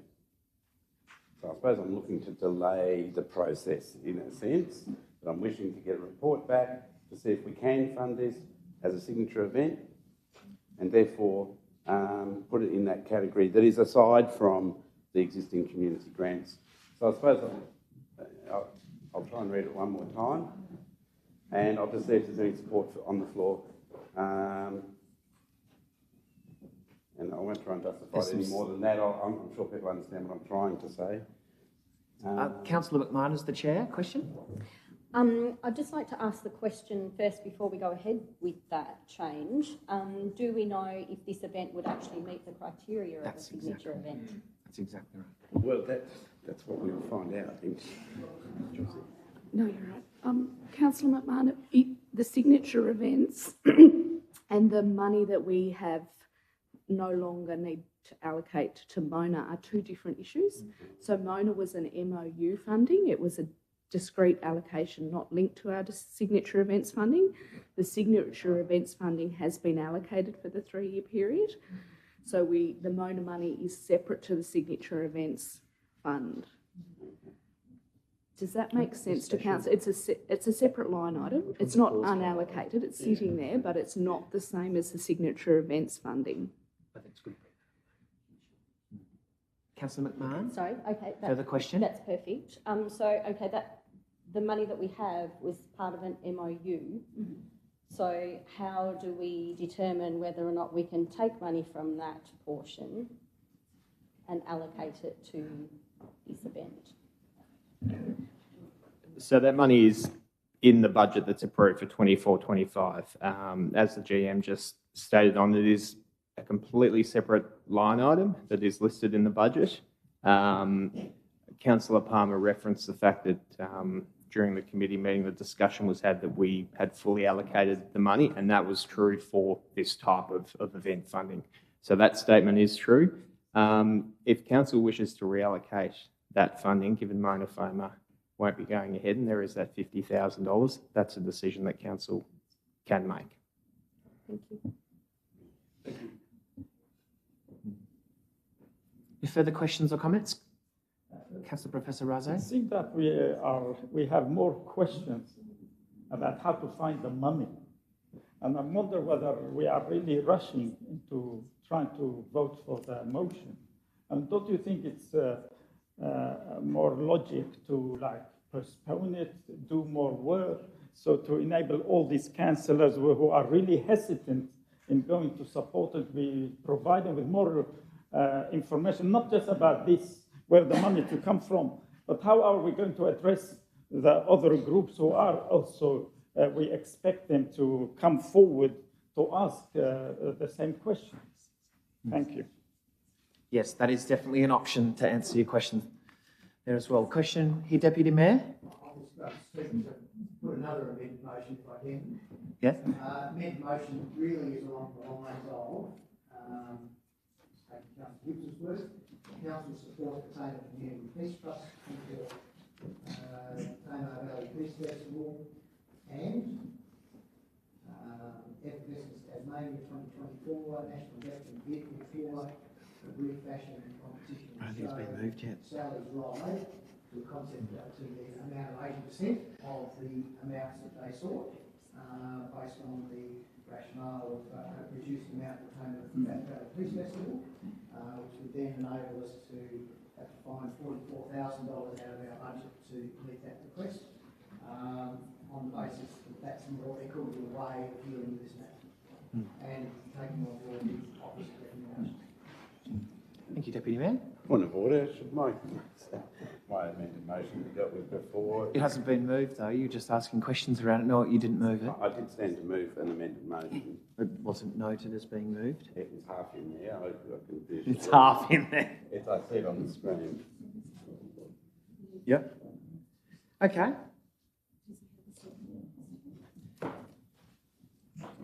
Going to Councillor Walker's amended motion. Does he have a seconder? Can I just finish the wording for it before we move to second? Sure. The council supports in principle by way of $10,000 from council's funds, depending on a successful budget amendment within 14 days.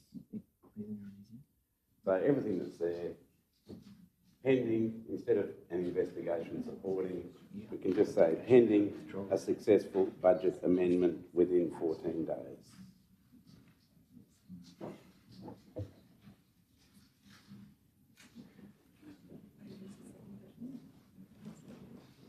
Trying to keep it simple. So, CEO, to interject. Thank you, Your Worship. With the blessing of the mover and seconder, may I propose that the matter actually be withdrawn and rescheduled at a council workshop where the finer details could perhaps be worked through. That would also allow officers to provide appropriate and/or alternate recommendations, and I'm mindful of budget implications. Whilst I respect the decision of the council, I do raise concern around making budgetary decisions without actually knowing what the impact may be and what those budget lines are moving forward. So if the mover and seconder were happy to do that, I would propose we remove it and put it to the next scheduled workshop. Point of order. Yeah, I'd like the opportunity just to respond to some of the things that have been brought up before that's considered, if that's okay. Sure. So the first thing I'd like to say is it's unfortunate that the officer comments didn't in any way reflect the motion that I put together. They're just a copy and paste of an overview of what happened with regard to events funding. I chaired the Events Funding Committee for 10 years. I'm all about the process of the events funding. I'm also all about the governance and how the events funding meetings should operate to ensure that good governance occurs. And I'm all about ensuring at the table that changes are not made to the decisions that are put forward by the Events Committee, even when there are questions around attendance and the like with particular events. It is under that rationale that the motion was put forward. It was with connection to the Community and Place Directorate, multiculturalism, disability, northern suburbs, all of the things that make the Community and Place Network what it is. If I thought that going against the governance of the Events Committee that I chaired for 10 years was a good thing, that my motion would have said that. And I put the work in and developed the notice of motion very clearly, and it's a shame that the officer comments didn't take into consideration any of the work that was undertaken or the motion that was put forward, because all of those questions could have been answered with appropriate commentary.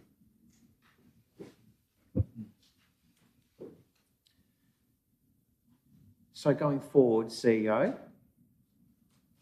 how, Councillor Gibson as the mover, do you feel about the suggestion of withdrawal?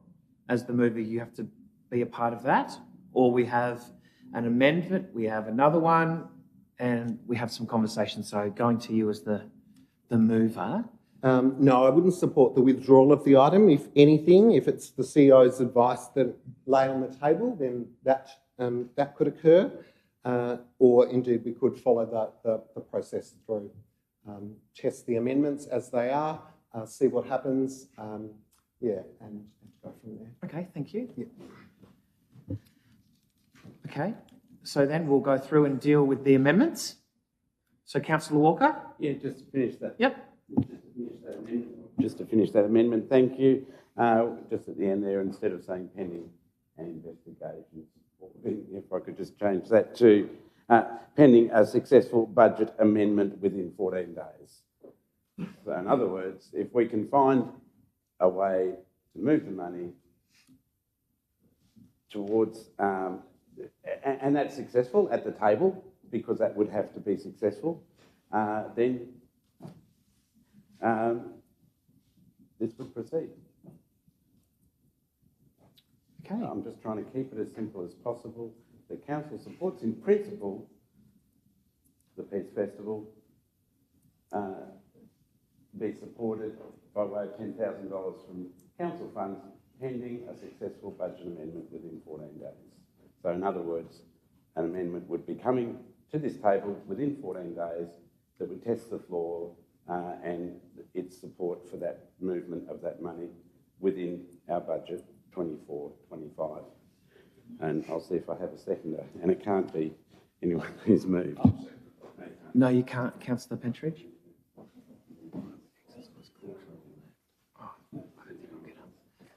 Is there a seconder? Councillor Kai to second.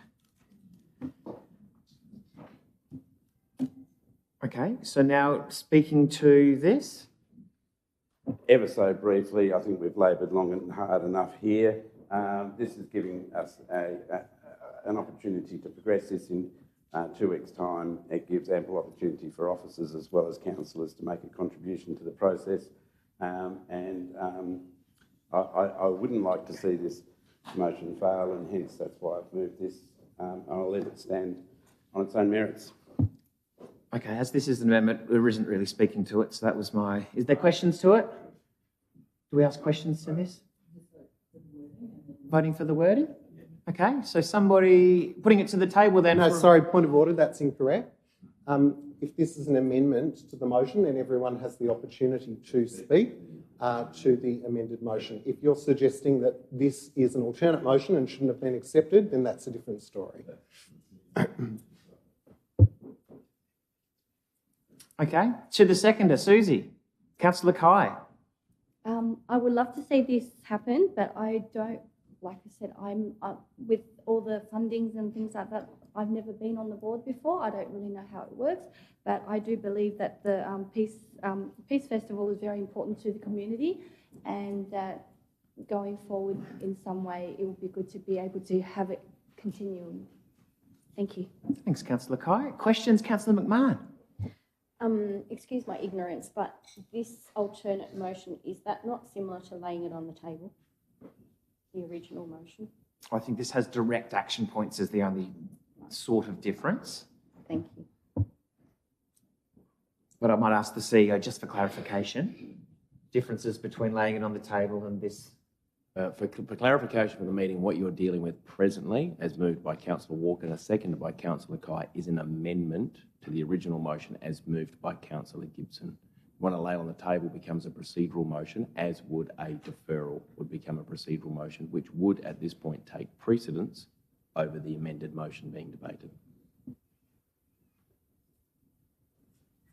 And the difference between withdrawing and laying on the table is when it's brought back, it comes back in its exact form. Through the chair, that is correct. So if the matter lays on the table, it'll come back exactly as it was left, including those who have spoken and not spoken. So it's like pressing pause on the debate.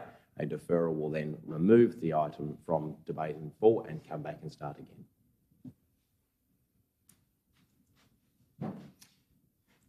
Councillor Professor Raza. Just like Councillor Gibson have raised the point that he was not happy about the wording of the notice of motion, and I think we need a little bit clarification of that. It did not reflect what he pointed out in his motion, and we are like here, like we are in a position where we are confused now that this did not reflect Councillor Gibson's wording, and perhaps we would like a bit of clarification for all of us, councillors, if we are going to vote for the motion.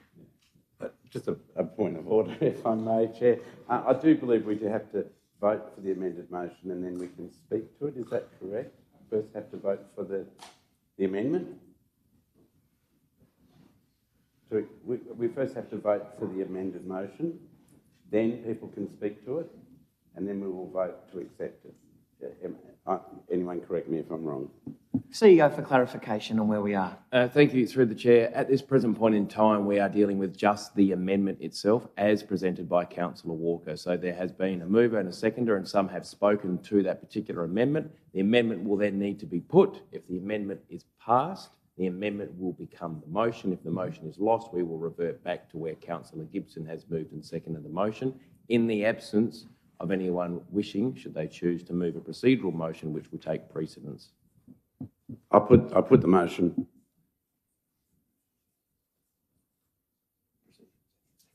So somebody to second?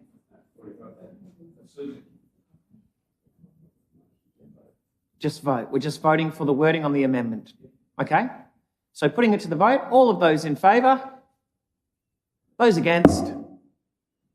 The motion has failed. So back to... Point of order, can I get some numbers on that? Okay, those for?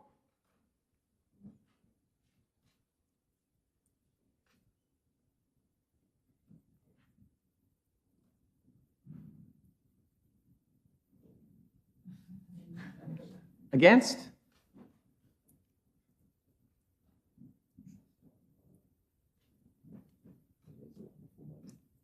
Fails on a tie, doesn't it?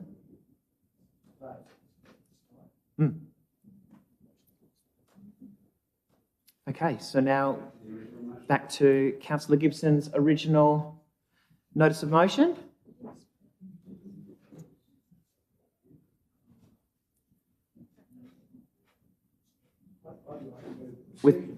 To withdraw. You want to bring it back how it is? Yeah, but that gives us a chance to look at my amended motion. I can look at next meeting. So if we lay it on the table, it comes back how it is with the 10,000. What happens if all of our conversations and information that comes back says different? Then we've got, okay, talk about it all again. That's why I should just take it away. So perhaps, through the chair, if I may offer advice to the Deputy Mayor, instead of perhaps laying on the table, you may wish to move a procedural motion to defer the matter, which will then defer it to a workshop, which will allow it to be discussed and amended and so forth, if that is your preference. Okay. So now it's just procedural. So a seconder, Councillor Britton, and we just, because it's procedural, we just vote. We don't speak. All of those in favour?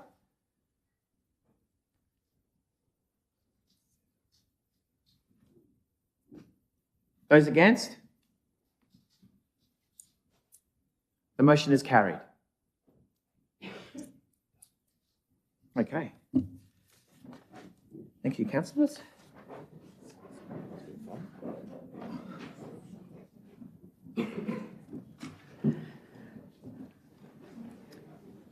Looking at committee reports at 16. 16.1 is the Heritage Advisory Committee. The recommendation is that Council receives the report from the Heritage Advisory Committee, which was held on the 19th of June. It's been moved by Councillor Kai, seconded by Councillor Walker. No, not on that one. Who else is on that one? Councillor Pentridge. Councillor Kai. Okay, I'll just talk about a couple of things on here. As we all know, how much work our former Heritage Officer, Fiona Ranston, and our new Heritage Officer, Jess Horton, has been working on the Launceston Local Heritage List Review.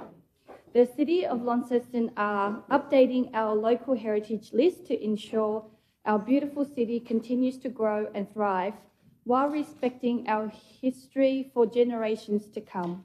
Heritage belongs to all of us. It is part of who we are. It is what we inherit, appreciate today, and think is important to protect and pass on to future generations. City of Launceston are progressing with the First Amendment of 2024,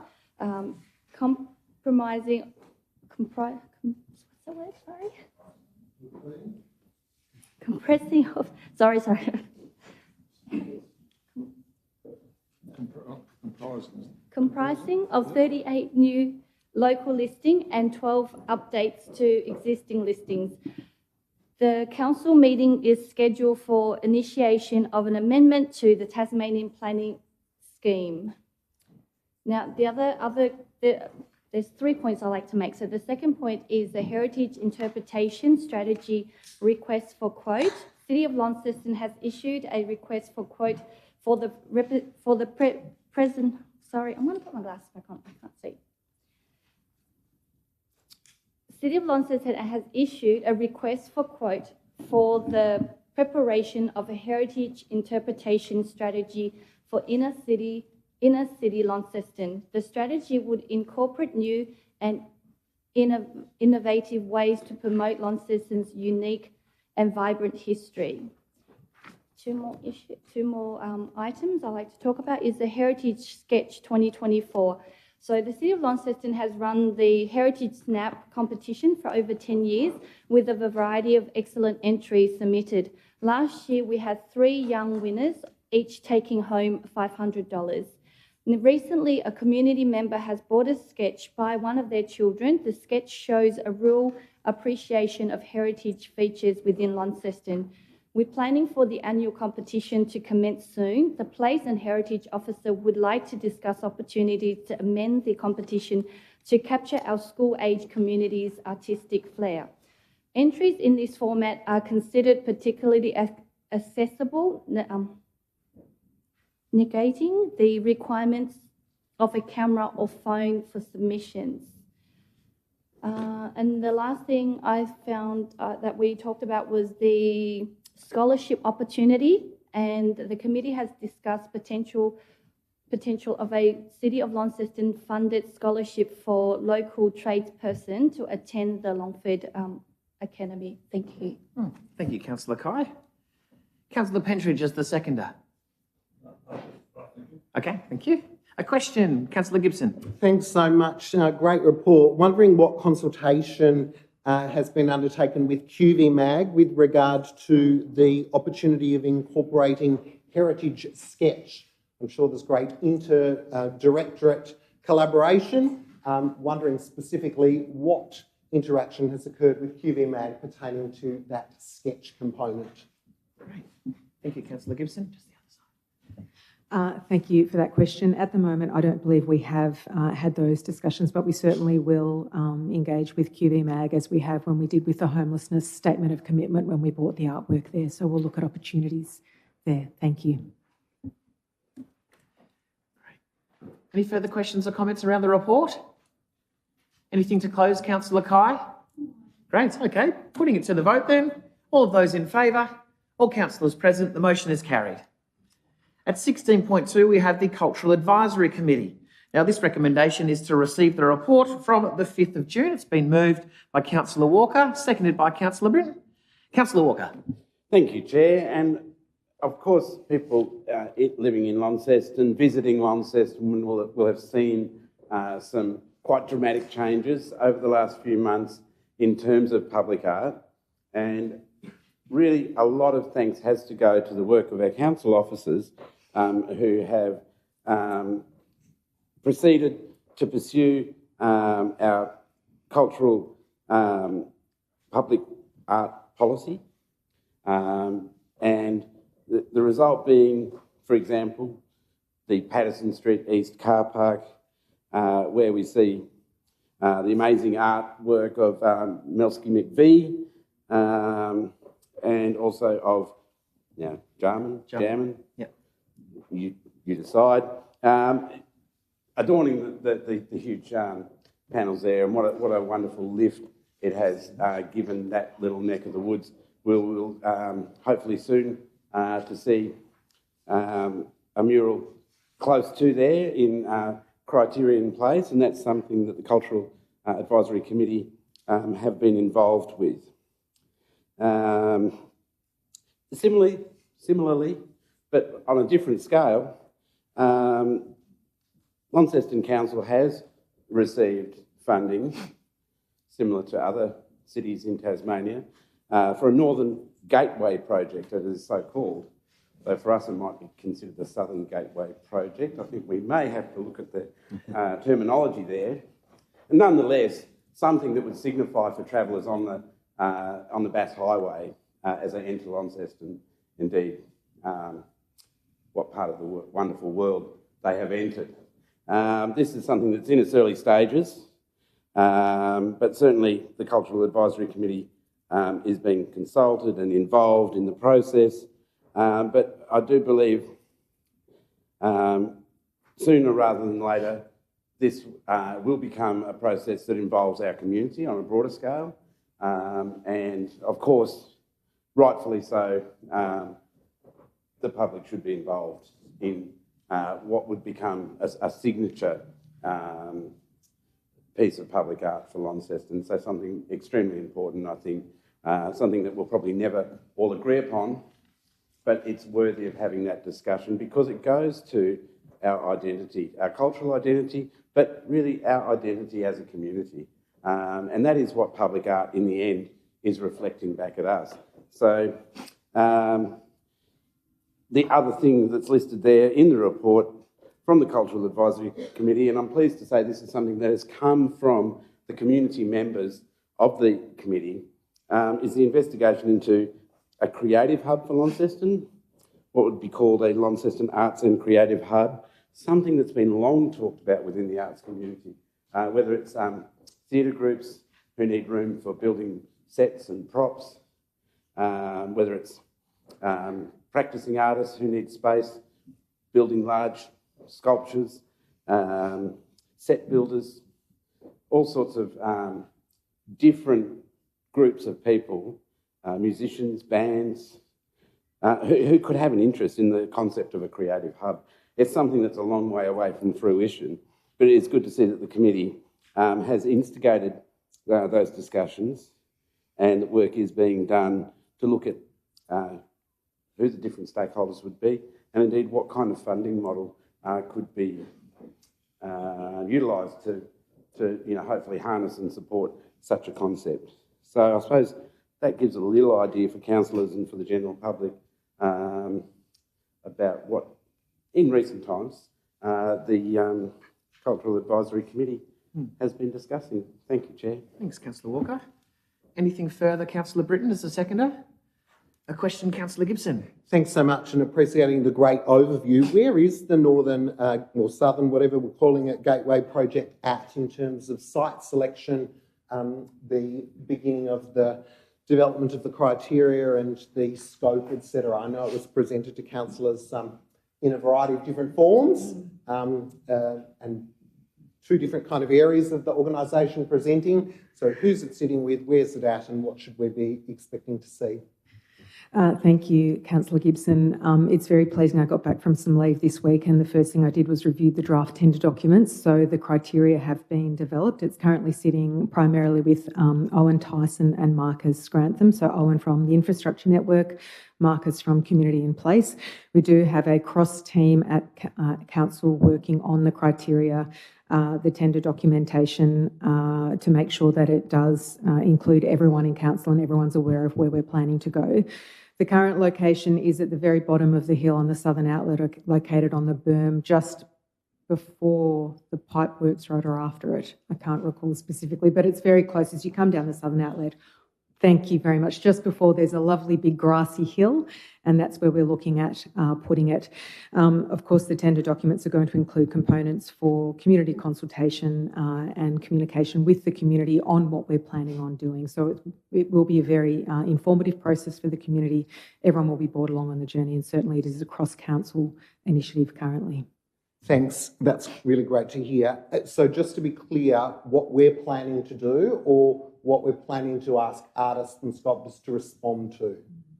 We're planning on going with a tender document for design and construct, so a company to then go and engage with local artists to then commission some artwork to go into the to the berm. So we're not going to construct it, but we will get a company that's specialising in artwork procurement, public art procurement, to then work with artists to build their capacity and to get some really fantastic sculpture on that berm through a design and construct.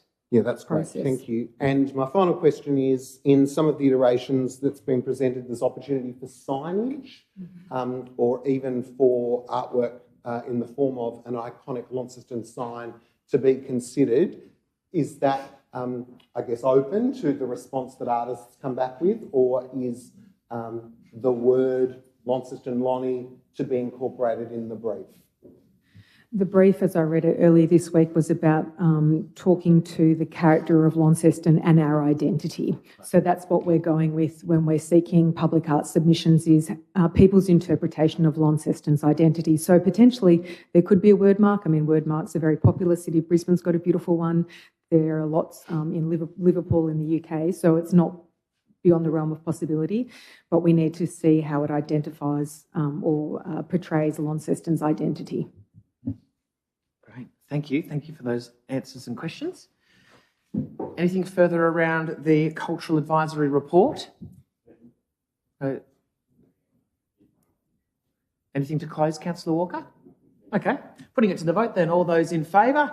All councillors present. The motion is carried. Looking now at Community in Place Network. 17.1 is the service charter, our customer service charter for 2024. Now, I do have a speaker that's been written down for us to speak on this agenda item at 17.1. Mr. Smith. Thank you, Mr. Mayor. Robin Smith, Coffee Republic. I've used this customer service charter before. On the agenda is a question from a member of the public about hooning or blockies. I've asked about graffiti, and I see over there you've removed it. Thank you, Councillor, from Birchall's building. But I've also had a question about traffic infringement. It's had to go through this customer service project. I would support this, ask you to support this, only because time is running out and it's a local government requirement that you have one. But it does ask the local government that you do three things. One of them is set out the principles of the services, and two, it asks for the procedures of dealing with complaints. A customer service charter, they're on their way out and being replaced by customer service standards. And hopefully, I think that would help some of the problems identified with this document, because it seems to be edited so much it's lost its direction over its 20-something years. Also, for the complaints, the procedure isn't clear. If you were to draw a service chart of how you process a complaint through this, I don't know how you'd navigate it. Something you've taken out from the last version is the council officers identify themselves. It's always handy to know who you're talking to. Some officers have a business card. You have your name on a plaque on the front there. It's nice to know who you're dealing with. I don't know why you've dropped that.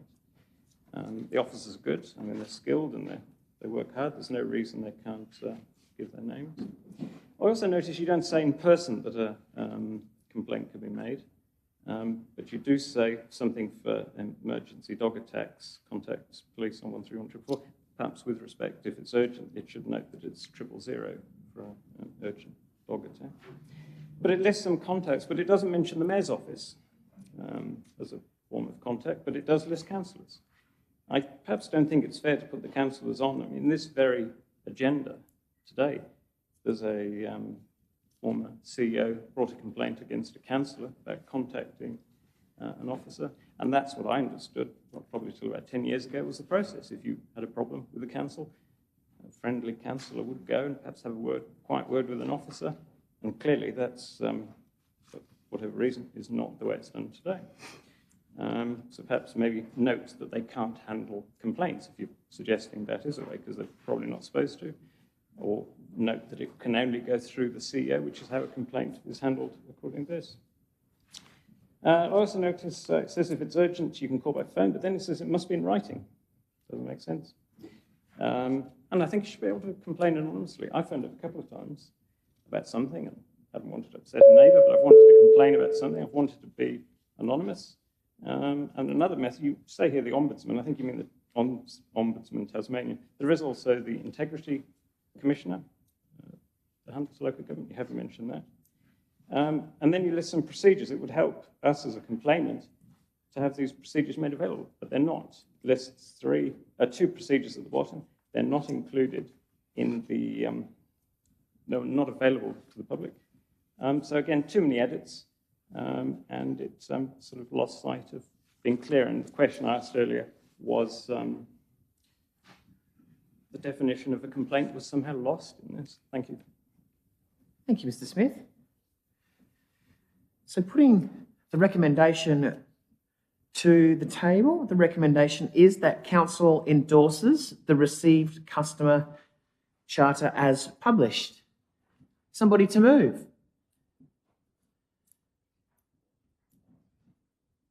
Councillor Harris, to move, to start, doesn't mean that you're necessarily supporting, just means that you're starting the conversation. Seconded by Councillor Walker, who is never shy of a conversation. So, Councillor Harris. Thank you. And yes, the customer service charter is an important part of any organisation that has customers, and councillors are no different. And despite Mr. Smith's comments about some of the seemingly left hand not quite knowing what the right hand is doing in regard to more difficult complaints, This charter serves us well for probably 99% of every inquiry that we would look at. And I'm sure it can be improved, but I'm happy to have it as it is because nothing is ever perfect and there will always be exceptions to the rule. One of the perhaps questions that I have is why we have our collection of rubbish as weekly in our charter when perhaps we should be considering that as being fortnightly and choose to do it weekly as an example. However, it's not. That's so that if you want to change it, your charter doesn't have to change to reflect that desire, because many people with 3 bins no longer need weekly rubbish collection. And in fact, that's a discussion for another day. But nevertheless, the charter is as advertised, and it is something that suits our purpose. It isn't perfect, I'm sure, and I'm sure there's always people who can find a hole with it, but we must have a charter of some sort to go forward. So, happy to support it as it is. Thanks, Councillor Harris. Councillor Walker. Thank you, Chair, and I was not intending on seconding this particular motion or indeed particularly speaking on it, but for the purposes of discussion, I have seconded it, and I have listened to our constituent, and I would, certainly implore, I presume we've taken those comments on notice, and the many discrepancies, if they are true or not, that they can be answered to Mr. Robin Smith would be appreciated. I am going to steal the thunder of a fellow councillor who does take umbrage with the concept of customer service, because the members of our community, whether they be ratepayers or not, our constituents, if you like, the concept that they are our customers supposes that they might have a choice as to where they may take their trade, and they don't. We are the council, and it is a monopoly service that we provide. That's great, and I can understand putting it in that context of a service provision, and you're the customer, and we're the service provider. But it's, to me, conceptually, it's another divide between the community and council, and I would like us to think about, rather than following that corporate speak, and I'm sure it's standard all over the country, all over the world, that we can do better over time, that we can think of other ways to talk about a fellow member of our community,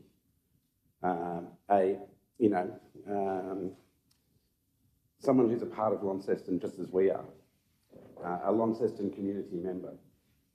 That's who we're really talking about. And when we say customer service, of course, everyone understands what customer service means. It's like shorthand in a way. We understand it, and it's a formalising of an arrangement between ourselves and the community. And I know that our customer service officers have to put up with all sorts of nonsense, whether it be aggression, misplaced sort of blame, frustrations, whether it's to do with planning or rubbish or roads or whatever it might be. And none of that is acceptable. And this is the type of thing that has to be there for us to maintain an agreement with our community. But I think if we can put more thought over time into how we can augment that, we create the possibility of building relationships rather than, and we've all been in that situation. You're on hold to customer service, wherever it may be, and there's a frustration and there's a level of disconnect, and anything we can do without changing these expectations, because we need these, we need standards that we meet and that our customers meet in terms of those interactions. But anything that we can do to move away from that type of language and build a sense of community and that we're doing this together, I would encourage. I will support the motion. Thank you. Thanks, Councillor Walker. Deputy Mayor. Thank you. I stand to support the motion as well. I guess to me it's a fairly simple document. It's actually about how we deal with the people that come to see us, whether we call them customers, ratepayers, whatever. I'm not too fussed about the word. It's a matter of people who come in to see us, because not all of them are ratepayers either, so that's not a correct explanation either. But to me, the reality of a document like this is only worth something if we actually use it. So the proof is in the eating, that we actually do what we say we're going to do in there. And I guess the only way we can actually determine whether we've done that is an adequate measurement process that says, how have we gone? And making sure that we regularly communicate that back to this table and the community at large on how we've performed in regards to that. I do know that we do that, but I think there's just making sure that either I'm not sure that it actually mandates when it comes back to us on the reports on that, but I think we should, as a part of this, make sure that there's a procedure for reporting back on a regular basis to this table, and that therefore largely becomes to the community as well, and whether there's any other further way that we can communicate with our community. Now, I did read what Mr. Smith asked, and I'll just try and have a crack at explaining to him how I think it works. To me, a complaint arises where you come in and ask for something and you don't get what you think you're going to get from that. You come back and you make a complaint. The time it is not a complaint is if we actually don't offer the service, and therefore it's actually a suggestion for future service. I think it's as simple as that, in my view, is that a complaint only exists if it's something we actually provide. But if you come and ask us about something that we don't provide, then we won't take it as a complaint. We'll take it as a reference for something that we may consider to do in the future. I will support the motion. Thanks, Deputy Mayor. Councillor Gibson. Thanks so much, and I'll also be supporting the motion. Councillors would of course be aware that section 339 of the Local Government Act says that we need to have a customer service charter. Perhaps there's room to challenge what you call it. Regardless, that's what the Act calls for, and that's what we have. But importantly, and I really want to make this clear, this is not a document for customer service. This is a document for the whole organisation. So while I'm standing, I want to take the opportunity to say our customer service team are the most incredible group of talented, knowledgeable, dexterous, flexible people you could imagine. And they deal with everything from someone coming in wanting to pay a car registration through to being tour guides, through to dealing with angry customers, through to dealing with any and everything in between, alongside all of the bills that need to be paid, alongside all of the inquiries that need to be made and the forms that need to be filled in. And I want to say from the outset that Kate and the team do an absolutely outstanding job. What the Customer Service Charter says is that no matter your role, no matter which division you work in, no matter what fraction of time you're employed for, you are responsible to ensuring that the standards of customer interaction at whatever you do meet the minimum standard as defined here. That we will pick up the telephone, we'll not have our phones diverted somewhere random so that people can't get hold of us, that we will be open and accessible. When we advertise something in the paper, there'll be a clear process so people know where to go, that when we get an email that will respond within 10 days to all emails, and if it's going to take longer to provide a detailed reply, that we'll tell the customer that.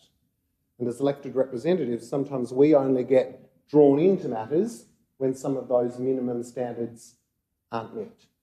So, want to reiterate, doing great stuff. There's always room for us all across the organisation to look at ways that we can do things better and ways that we can improve situations and processes. And I know that the huge investment that's being undertaken with regard to the what's colloquially called the CARP program, looking at the integration of all of our services, will no doubt further enhance our ability to surpass the standards that are listed here.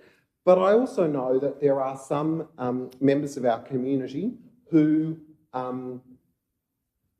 enjoy finding opportunities to reflect, in their view, ways that council can do things better. And we're always open to receiving those kinds of inputs and feedback. And I think, as was mentioned before, it's not that always the suggestions or ideas or point of views put forward are going to be the ones that are supported. And that's okay, but there needs to be mechanisms and ways to put them forward. So I want to congratulate Pip. I think she's done an absolutely brilliant job to get this to this point. It's a shame she's not here today in order to be able to celebrate the work that she's undertaken. But I'm sure staff will pass on to her the great job that she's done. But importantly, I think here is an opportunity for all of the organisation to take responsibility for customer service, as is every day, every hour of their shifts, exemplified no better by the incredible team who are at the front, at the core, our customer service team. Thanks, Councillor Gibson. Sorry, one further point. And I would also say that what it does to us as councillors is it reminds us that if all emails need to be acknowledged by our other people, perhaps we also need to set the standard as well. Councillor Pentridge. It's been a long day. It hasn't agree at all with what's going on, and neither does a large reflection of this community. But I'll stand to be corrected, and I will make an effort to get some documentation and get people, and I'd like to hand them to our new CEO, because, look, I'm not saying this charter or it's great in everything it says, but there's an old cliche, and I'll leave it at that, which is leopards don't change their spots. And really, until we see something change, there's a lot of people in this community that are very unhappy, right? So, and we're never going to get anywhere while my colleagues compliment everyone. We have got a lot of work to do, and our community expects it of us. So I'll start recording some names and numbers, and maybe it's because of my personality that people only come to me with their problems. And I might have to just hand some numbers out so I can share it amongst my other 11 colleagues, because I get sick of listening to the complaints. And unfortunately, I personally can relate to a lot of things people are saying. So we'll leave it at that. Thank you, Mr. Pentridge. Councillor Professor Raze. Thank you very much. Well, I would like to commend customer service for producing this charter about standard, which cover a wide range of services they provide. That's important to answer all your, questions. That we document how are we doing regarding services we provide, and we can also compare it like to other councils.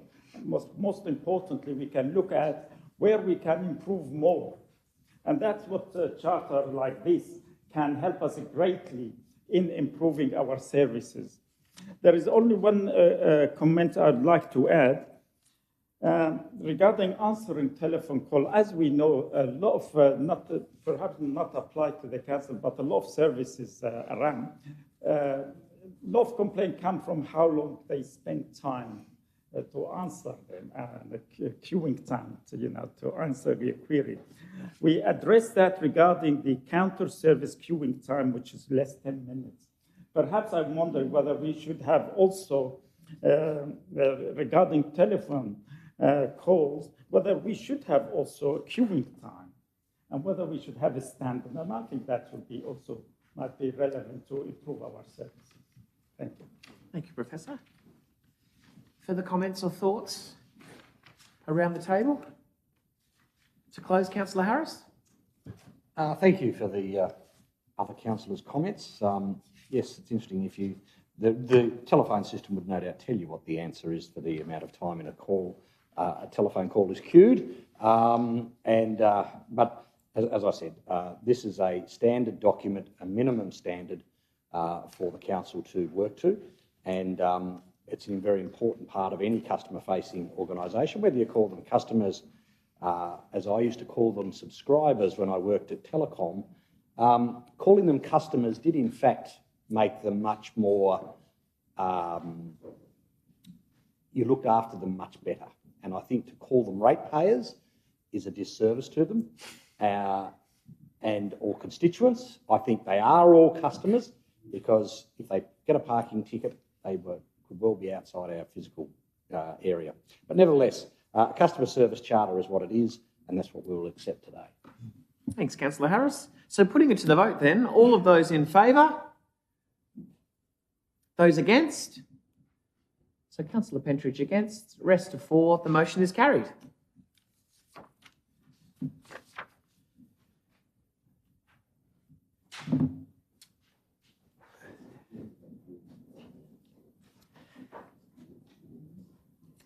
So we're up to 17.2 now. This is the major fancy wording. Real fancy, but I'll read it out. We've got the person that's actually here for it. Do I let him speak before? He's been sitting here for 3.5 hours. Yeah. Sure. Okay, councillor, so looking at 17.2, we have got the Wellington Street, Launceston request to waive planning permit fees. I do have a speaker noted to speak to this item. If I could just please invite Dr. Jerome to the microphone. G'day guys. Just a comment, I really liked watching Democracy at Work over that last hour. It was great to see the councillors. Was that only an hour? Yes, so thanks for the input, and that was a good lesson in why we call patience patience. I feel like you guys are the GP today and I'm the patient patiently waiting in the corner. I'll try and keep mine brief and leave some airtime for Tim to do his talking as he loves to, so I look forward to listening in, Tim, and thanks for the other councillors' input. So what I would like to put up today is a picture of what we'd love to do of building Tasmania's first private hospital in 3 decades. For various reasons they haven't got up. I'd love to show up the Hobart City Council, who spent 6 years and couldn't approve one in Newtown. And so it's a simple question. If you agree that this looks like it needs one development application tick, all you have to do is waive the fee. If you want to say, no, it's multiple, 3 applications that's been suggested by the councillors, then I'm happy to have that debate, but I've only got 2 minutes. If you say, yes, it looks like one development application, and to go through the proper council process, it could add $46,000 of cost and about 12 months to the project. Adding 12 months to a project like this can make it unviable. So if you think you'd like to say, yes, it's one DA, but you'd like to go through the proper process, then council could be seen as being slow. I like Joe's thing before of saying, what are we elected here to get on and get stuff done? So, Joe, if there's an option to demolish the warehouse there and the plexus for free, I'll take you up on that offer, because they're 2 ugly buildings and I think this will look better than what's there. Perfect. Well, that's all I've got in my 2 minutes, and I look forward to some debate. So hopefully it's as lengthy as the last one, and thanks again. Thank you, Doctor. So, looking at that recommendation, as proposed, the recommendation to refuse a request for a fee suspension to apply a single minimum development fee for the proposed 3 separate applications for Wellington Street and use of the Launceston Private Hospital on Wellington Street in Launceston. Just going to refer from further conversations this morning to the CEO. Thank you, and through the chair. So the matter was obviously discussed earlier today in good discussion by elected councillors. At the conclusion of that, there was a general will to consider a potential motion that would see the matter go back to a workshop for further discussion. So therefore, that being the case, I have drafted in simple form for someone's consideration, which would be in recommendation 1, that council receives and notes the report, and 2, refers the matter to a future council workshop. Somebody to move? Moved by the Deputy, second by Councillor Britton. Do we need to speak to it? Is it procedural, or we just vote and go? Just a vote? Okay, all of those in favour? Oh, wait, what? Oh, you can. Okay. So, as the mover? Yeah, look, I'll stand to support the amended motion, and again, not wishing to make it prolonged for Dr. Muir Wilson, which I guess was a comment he made earlier about the fact of how long things take to do. I think Clearly, we have an issue where we've got a process which says this is the way it works, where we have development applications. We obviously concern ourselves in relation to precedents we set when we go outside of those parameters for future developments. We also, I think, noted the fact that this is a very important development to Launceston, and we wanted to work out a way that we could do this without compromising our future processes that we might do in relation to this. So the reason for taking this away and having a conversation about it is to look at a way where we may be able to deal with the issues that have been raised by Dr Neil Wilson in his application to us. Thank you, Deputy. Councillor Britton is the seconder. Okay, Councillor Walker. Thank you. I would have been disappointed if I missed out on an opportunity to speak. And I do rise just to say that, and it is there for members of the public to look at, the doctor's rationale behind his request. I think there's a lot that is very reasonable about that, and I do look forward to discussing that further. These projects are receiving assistance from other levels of government, and in that context it's also appropriate that it could receive assistance from this level of government. What is appropriate on that level will be discussed, and I won't preempt that. But as has been mentioned, a very important part of developing an area in Launceston physically on Wellington Street that has been, somewhat neglected, but more importantly, developing our medical facilities, which have been, somewhat neglected over the years as well, and providing services obviously sorely needed for our city. So there is a conversation to have there. It shall be ongoing, and I do believe that an equitable solution will be found, notwithstanding, yes, council wanting fairness in its dealings with people wishing to develop in this city. Right. Thank you, Councillor Walker. Further comments around Councillor Pentridge? Well, I'm just a little bit nervous that our doctor friend here might just be looking for a cheap demolition. Notwithstanding that, there's numerous notes here which I won't go through. There's a lot of things I definitely don't like about this, and I'd like to bring to everyone's attention, I think it was in yesterday's paper or today's, that we're actually bringing staff from Hobart to man our hospital here. Is that correct? I'm not making that up or misread it. Right. But if we keep supporting people like our doctor friend here, we won't have to worry about bringing staff up here. We can just take everyone down there. I mean, we've got a fantastic opportunity here that we're definitely an ageing population.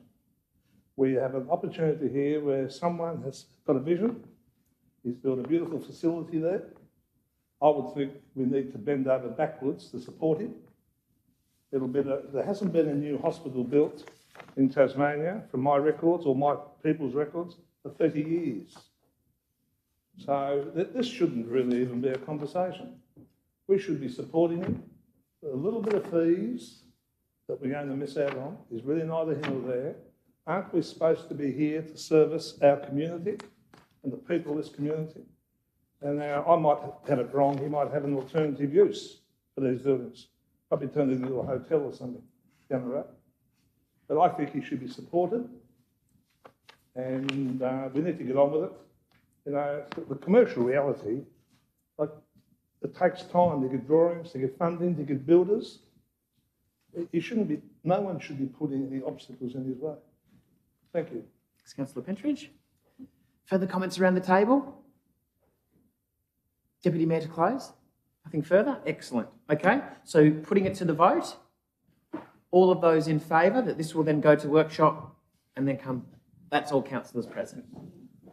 Motion is carried. Okay, we have nothing in 18 today. Okay.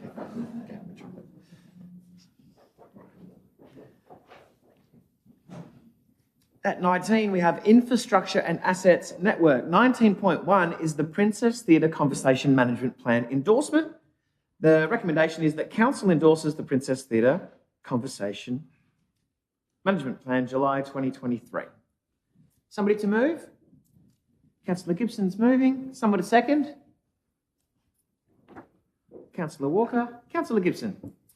Yeah, thanks so much. So obviously, as I intimated earlier, that the Princess Theatre Renewal Project is really exciting, and a significant component of the conservation management plan is to ensure the preservation of what over its life, first as a cinema and then as a live theatre, has become one of the most treasured historic buildings in our city. But importantly, all buildings, even old ones, need the opportunity for renewal, and particularly an old gem such as the Princess Theatre that continues to attract such large audiences as our large theatre. So the work undertaken here is a step, I think, in the indicative communications around the intent that this project has. That is to ensure the theatre is fit for purpose as a cutting-edge space that welcomes patrons and players and hirers and is of the modern standards required, but importantly, that historical fabric, that sense of art deco that is so important with regard to the theatre and is so loved by locals and indeed touring hirers is preserved with the work that is going to occur into the future.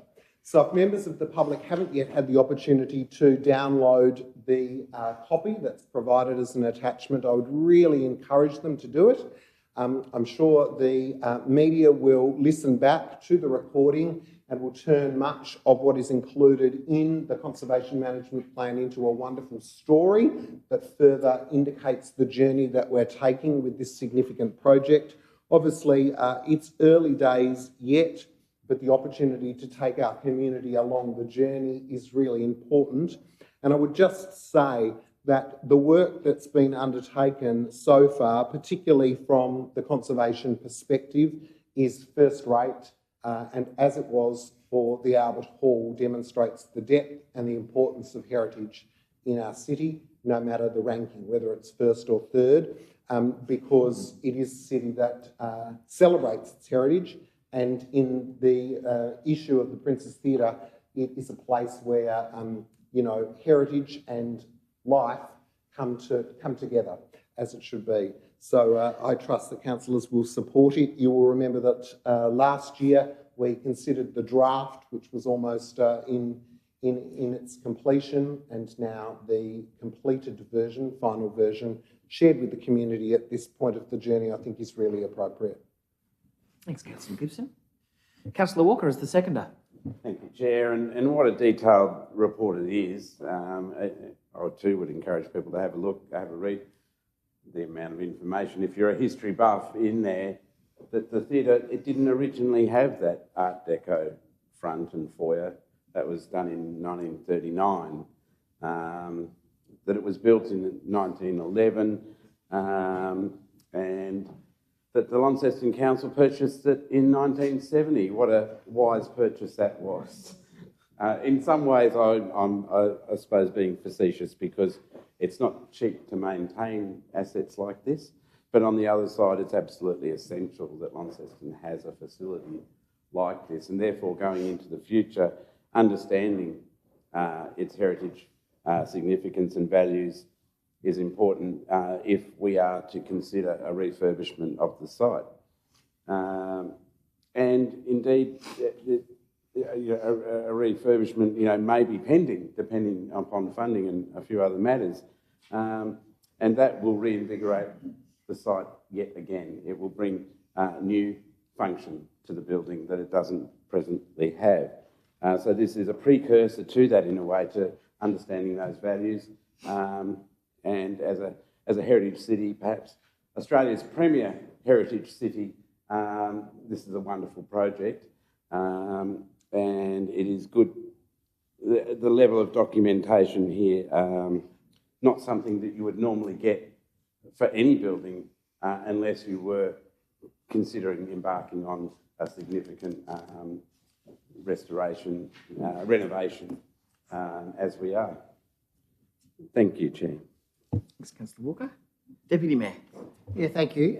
Sorry I was out of the room when this was being raised, but I just think it's a fantastic document, and having been on the inside of the issues going on with the Princess Theatre at the moment and the redevelopment process, a conservation management plan is extremely required with what we're doing, and I'm really enjoying the way Level 10, the architects are actually really adapting what they're doing and taking into consideration the history of this wonderful place. And I think that we're in great hands with the architects that we've chosen to run the process. But having a conservation management plan sitting behind it is essential to ensure that we look after everything the right way. I therefore stand to endorse this, and again, it's a great history lesson for anyone who's really interested in the Princess Theatre. There's some fantastic photos in there. The only error that I found in there was that I think they're suggesting that the Star Theatre is not operational at the moment, whereas I think if they had a bit of a drive out on Invermay Road, they might find it's open for business. Look, a fantastic document, I think, which is really setting us up beautifully to ensure that this beautiful old Princess Theatre of ours is looked after in the best possible manner going forward. Thank you, Deputy. Councillor Professor Raze. Thank you. It's so exciting, and I'm looking forward to all the building in the future and the renovation, and to listen to our designers of the theatre. We feel really excited that they are incorporating that conservation and the heritage value of the building in their future plan. And as a user of the theatre, which is about one night a year, and seeing our state theatre, etc., I feel really excited about the future of our theatre, which is one of the iconic buildings because of the number of people using it. But more importantly, I feel I would like to mention how the theatre will be in the future planning will be accessible also to disabled people, that they will be able also to use the state theatre, and I think that's a great achievement for our theatre. Thank you. Thank you, Professor. Any further comments around the table?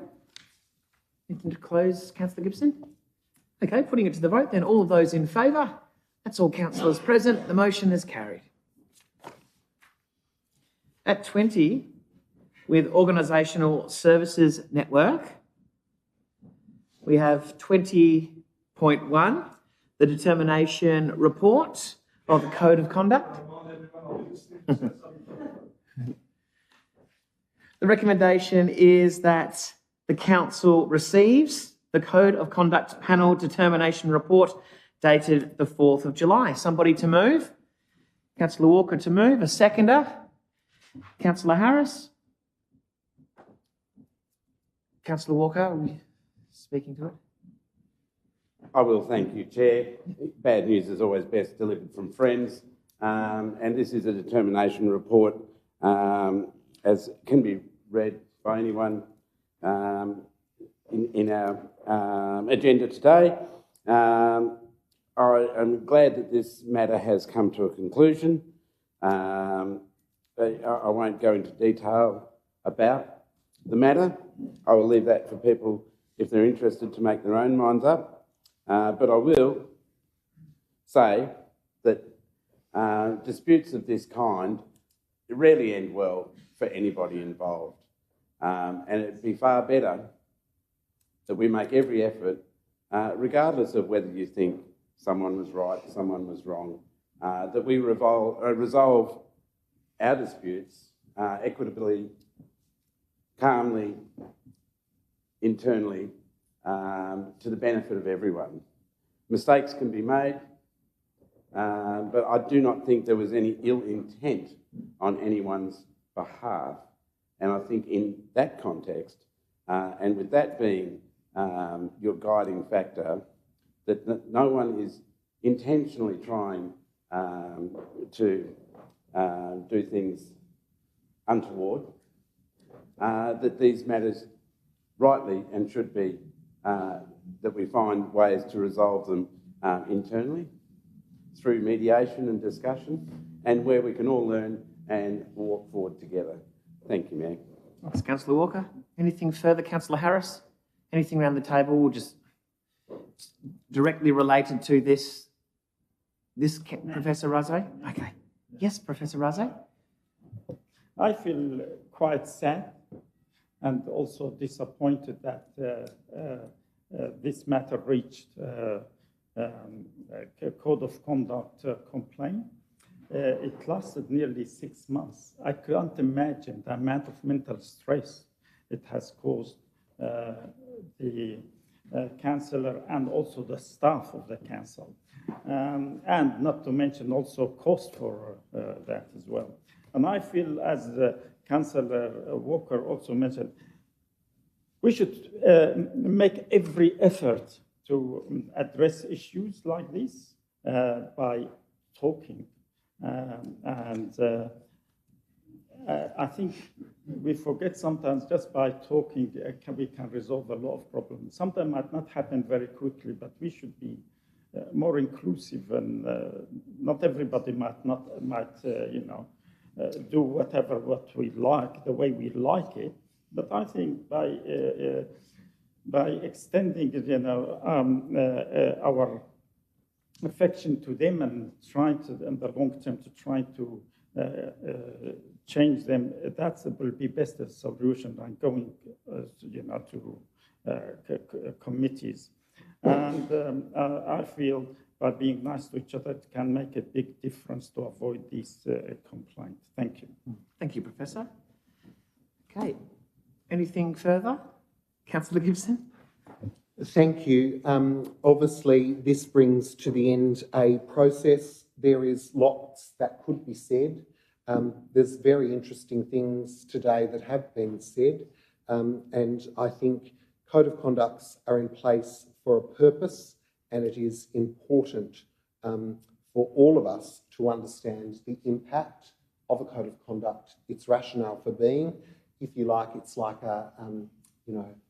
something that accompanies a desire for good governance. Now, that's not a reflection on this code of conduct report. It's a reminder that it exists for a reason, and when we continue to see the code of conduct used as it is being used within the sector, we remind ourselves that we are doing okay relative to some other councils. Thank you, Councillor Gibson. Anything to close, Councillor Walker? Okay, putting it to the vote then. All those in favour?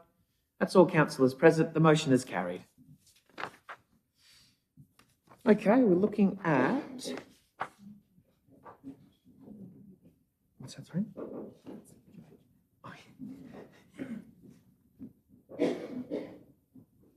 20.2, we have the Northern Tasmania Netball Association.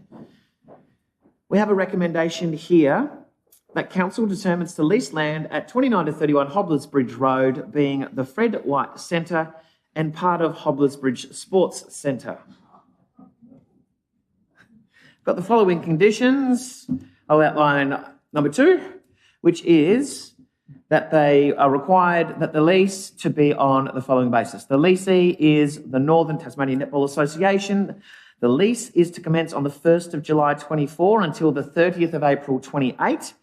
That the commencing rent is to be $340.34. That's reviewed annually. The leasee is to be responsible for all outgoings, including energy, water usage and service charges, security monitoring and cleaning, and operational maintenance. The leasee is also to keep the building clean and in good order, maintain the grounds of the property, and hold public liability insurance of at least $20 million. And that the council is to be responsible for structural maintenance. Somebody to move. Councillor Harris. Seconded by Councillor Pentridge. Councillor Harris. Thank you. Yes, happy to move this motion, and I'm sure the netballers will be pleased to see that the rental of the property has been reduced from some $3,400 previously, for the previous 10 years or so, back to $340 and 34 cents. 340 and 34 cents. Interesting amount. Look, it's been the netball centre since my daughter was playing. She's now nearly 30, and it does fulfil a great need in the community. It's good that council is now adopting a uniform, and I notice the next one is also going to see a reduction in rent as well for the sporting organisations who are operating on these grounds. The interesting thing is that it clearly spells out in here that council is responsible for the structural maintenance, but the organisation leasing the grounds are responsible for the operational maintenance. And it is something that I hope that the Netball Association will take on and make sure that they don't just pocket the savings of $3,000, but spend that $3,000 on the operational maintenance of the buildings, because it is inevitably what seems to be always missing whenever we have organisations in a building, that they tend to ignore some of the maintenance the operational maintenance items they should be looking after. But having said all that, very happy to proceed and continue with the lease with the Northern Tasmanian Netball Association, also recognising that at some point they'll have perhaps a new lease out in the northern suburbs as well with an indoor facility. But this outdoor facility will still be required, and in fact, from memory, there was some maintenance to be spent on some of the courts in one of our budget discussions as well. So happy with the support this today. Thanks, Councillor Harris. Councillor Pentridge is the seconder. To commend all the people concerned. I think we should lead by example, but I think at the same time we should make it quite clear to our tenants that we've reached out to them to do the right thing for what they do. I think they have got to accept the responsibility of maintaining our asset. So we're good enough to let them use it, but I think it's important because no doubt they have lots of different things to spend money on, and if they don't keep the maintenance up, we'll unfortunately just run into disrepair like so many other sites do. So thank you, everyone. Thanks, Councillor Pentridge. Further comments around the table? Anything to close, Councillor Harris? Great. Putting it to the table. All those in favour? All councillors present. The motion is carried. 20.3 is the lease of the South Launceston Football Club. The recommendation is that council determines to lease part of 21 Highgate Street in Youngtown as identified in the agenda. I'll go through the requirements of item 2, like I did just then. So it requires that this part of 21 is to be on the following basis. The leasee is to be South Launceston Football Club. The lease is to commence or as soon as possible after the 1st of July 24 for a period of 5 years. The commencing rent is to be, again, $340.34 reviewed annually. The leasee is to be responsible for all of the outgoings. The leasee is also, as mentioned, to keep the building clean and in good order, maintain the grounds of the property, hold liability of $20 million, and the council is to be responsible for the structural maintenance. Someone to move? Councillor Harris. Seconded, Councillor Pentridge. Councillor Harris. Yep, once again, the South Launceston Football Club. This provides a great community facility. As listed, it shows all of the various teams that the South Launceston Football Club put on for Northern Tasmanians, not only men's but women's, under-18s, reserves and a junior pathway, as well as the ground itself being used for little athletics as well, from memory. The club rooms are a credit to the football club and have been well maintained, although I'm sure there's always more. And once again, I'm sure they'll be very happy to see a reduction in rent from around $8,000 back to the $340.34 that we're now charging for all our community sporting organisations. So happy to support this motion today. Thanks, Councillor Harris. We've got a question, Councillor Gibson. Thanks so much. Could I just be reminded what the on-leasing regulations are with regard to the organisation, i.e. South Launceston Football Club, being able to generate additional income to sub-lessees with regard to the facilities? It's a similar question, I guess, for the previous item also. General Manager. Thank you for the question, Councillor Gibson. The lease will allow the Launceston Football Club to lease rooms for hire, like on a room-by-room basis. It doesn't allow them to lease entirety of, of the entity to another. If they wanted to assign their lease, like if they don't want to be there anymore for the whole site, there's a process for that, but it does allow them to do rooms for hire, that sort of thing. And obviously rooms for hire without necessarily any consideration of the charge that we pass on to them, i.e. they can charge what they want. That's correct.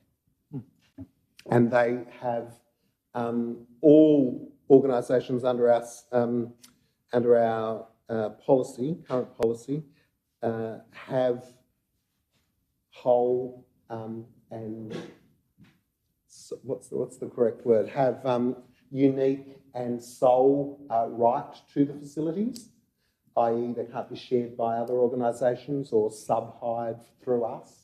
I can't speak across our lease portfolio to that. I think there are some premises that have joint lease arrangements, not over the same part of the premises.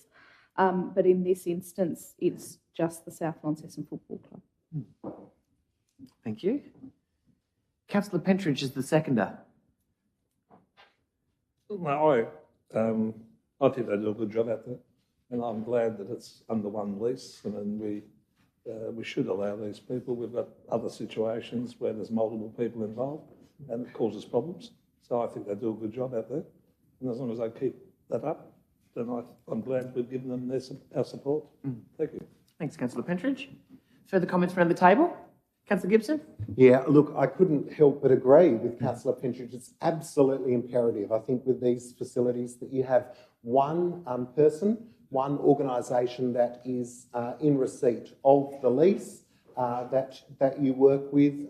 It just makes it much easier, the opportunity through that mechanism, or indeed a fit-for-purpose mechanism that ensures the same level of service to those that are using the facility. So absolutely agree with Councillor Pentridge. There's a variety of mechanisms that you can use in order to achieve exactly what he's referenced, which I absolutely wholeheartedly support. And in the instance of the footy club here, I will be supporting it. Thank you.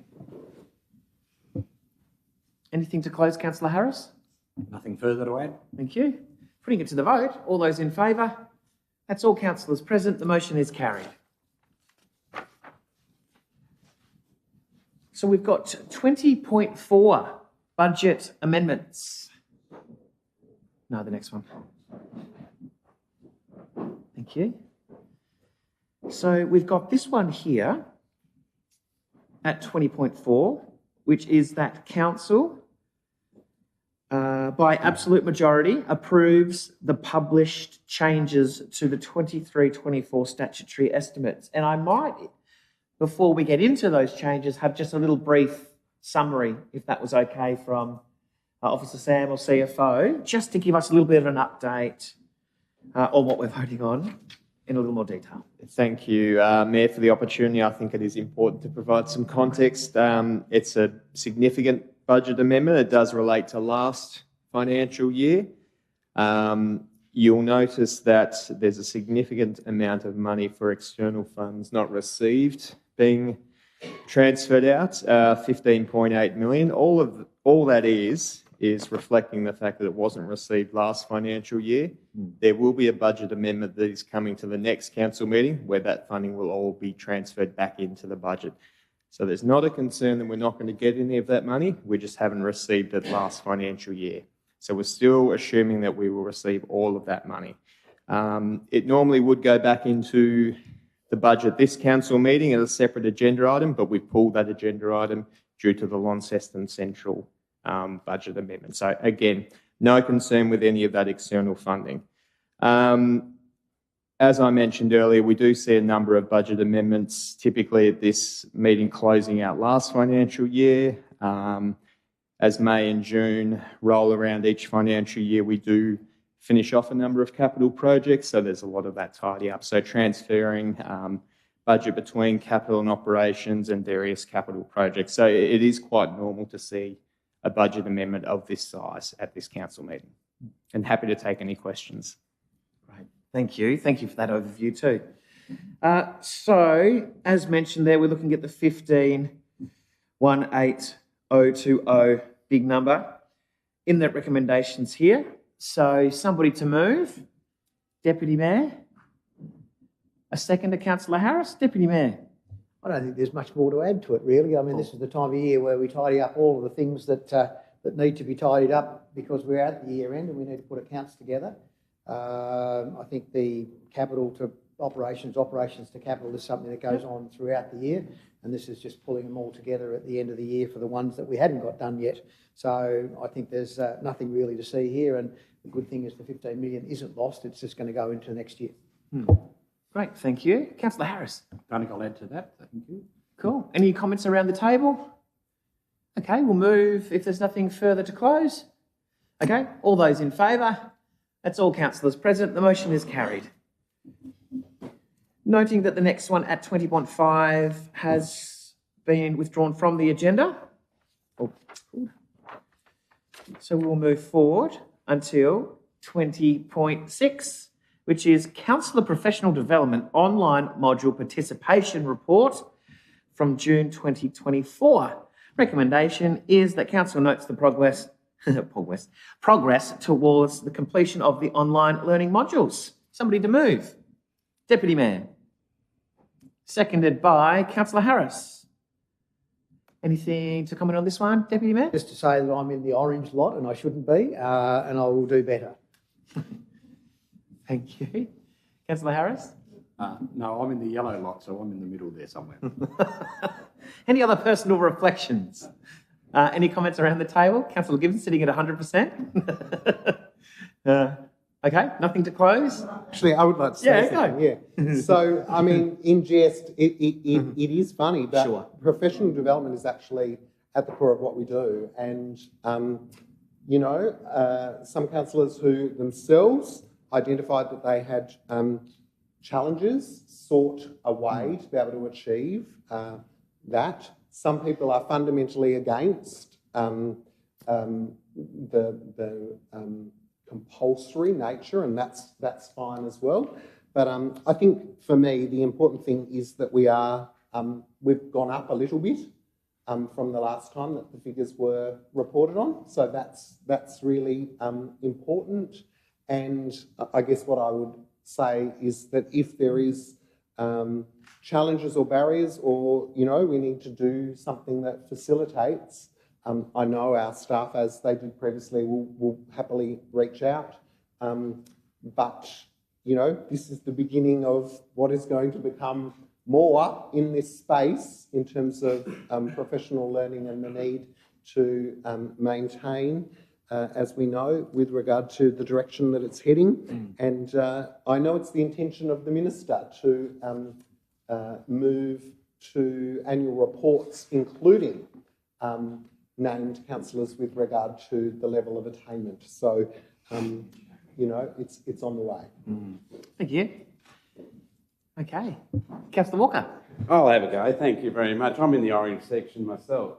That, for anyone who's not looking at the chart, is people who haven't yet participated in online learning as far as councillor progress goes. But then again, I like reading legislation as a hobby, really, so I do tend to spend a lot of time in educating myself in regards to our rights and responsibilities as councillors.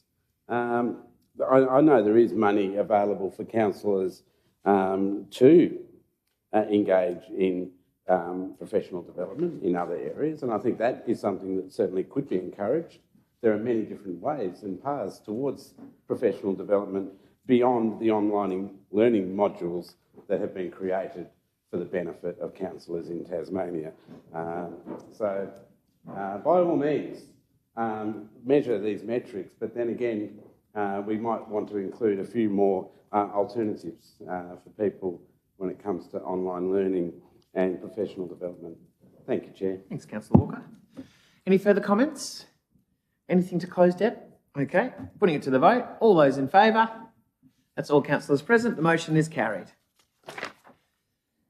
Moving into 20.7, Local Government Association of Tasmania voting directions for annual general meeting and meeting, that's on the 26th of July. Okay, recommendation is that council appoints Councillor Danny Gibson to be the City of Launceston's delegate at the Local Government Association of Tasmania's 24 Annual General Meeting, and General Meeting is held on the 26th. Okay, we've got the voting. If you have had a chance to have a look at that, the voting guide is there. So putting it to the recommendation, Councillor Palmer. Seconder, Councillor McMahon. Councillor Palmer. Anything, Councillor McMahon? Anything around the table? Got the directions there? Close. Cool. Okay, putting it to the vote. All those in favour? That's all councillors present. The motion is carried. Okay, moving into closed council.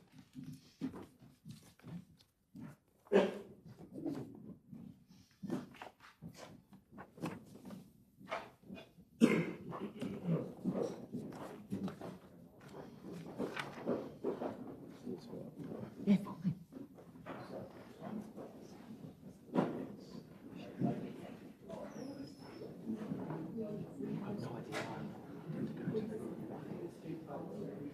Yep.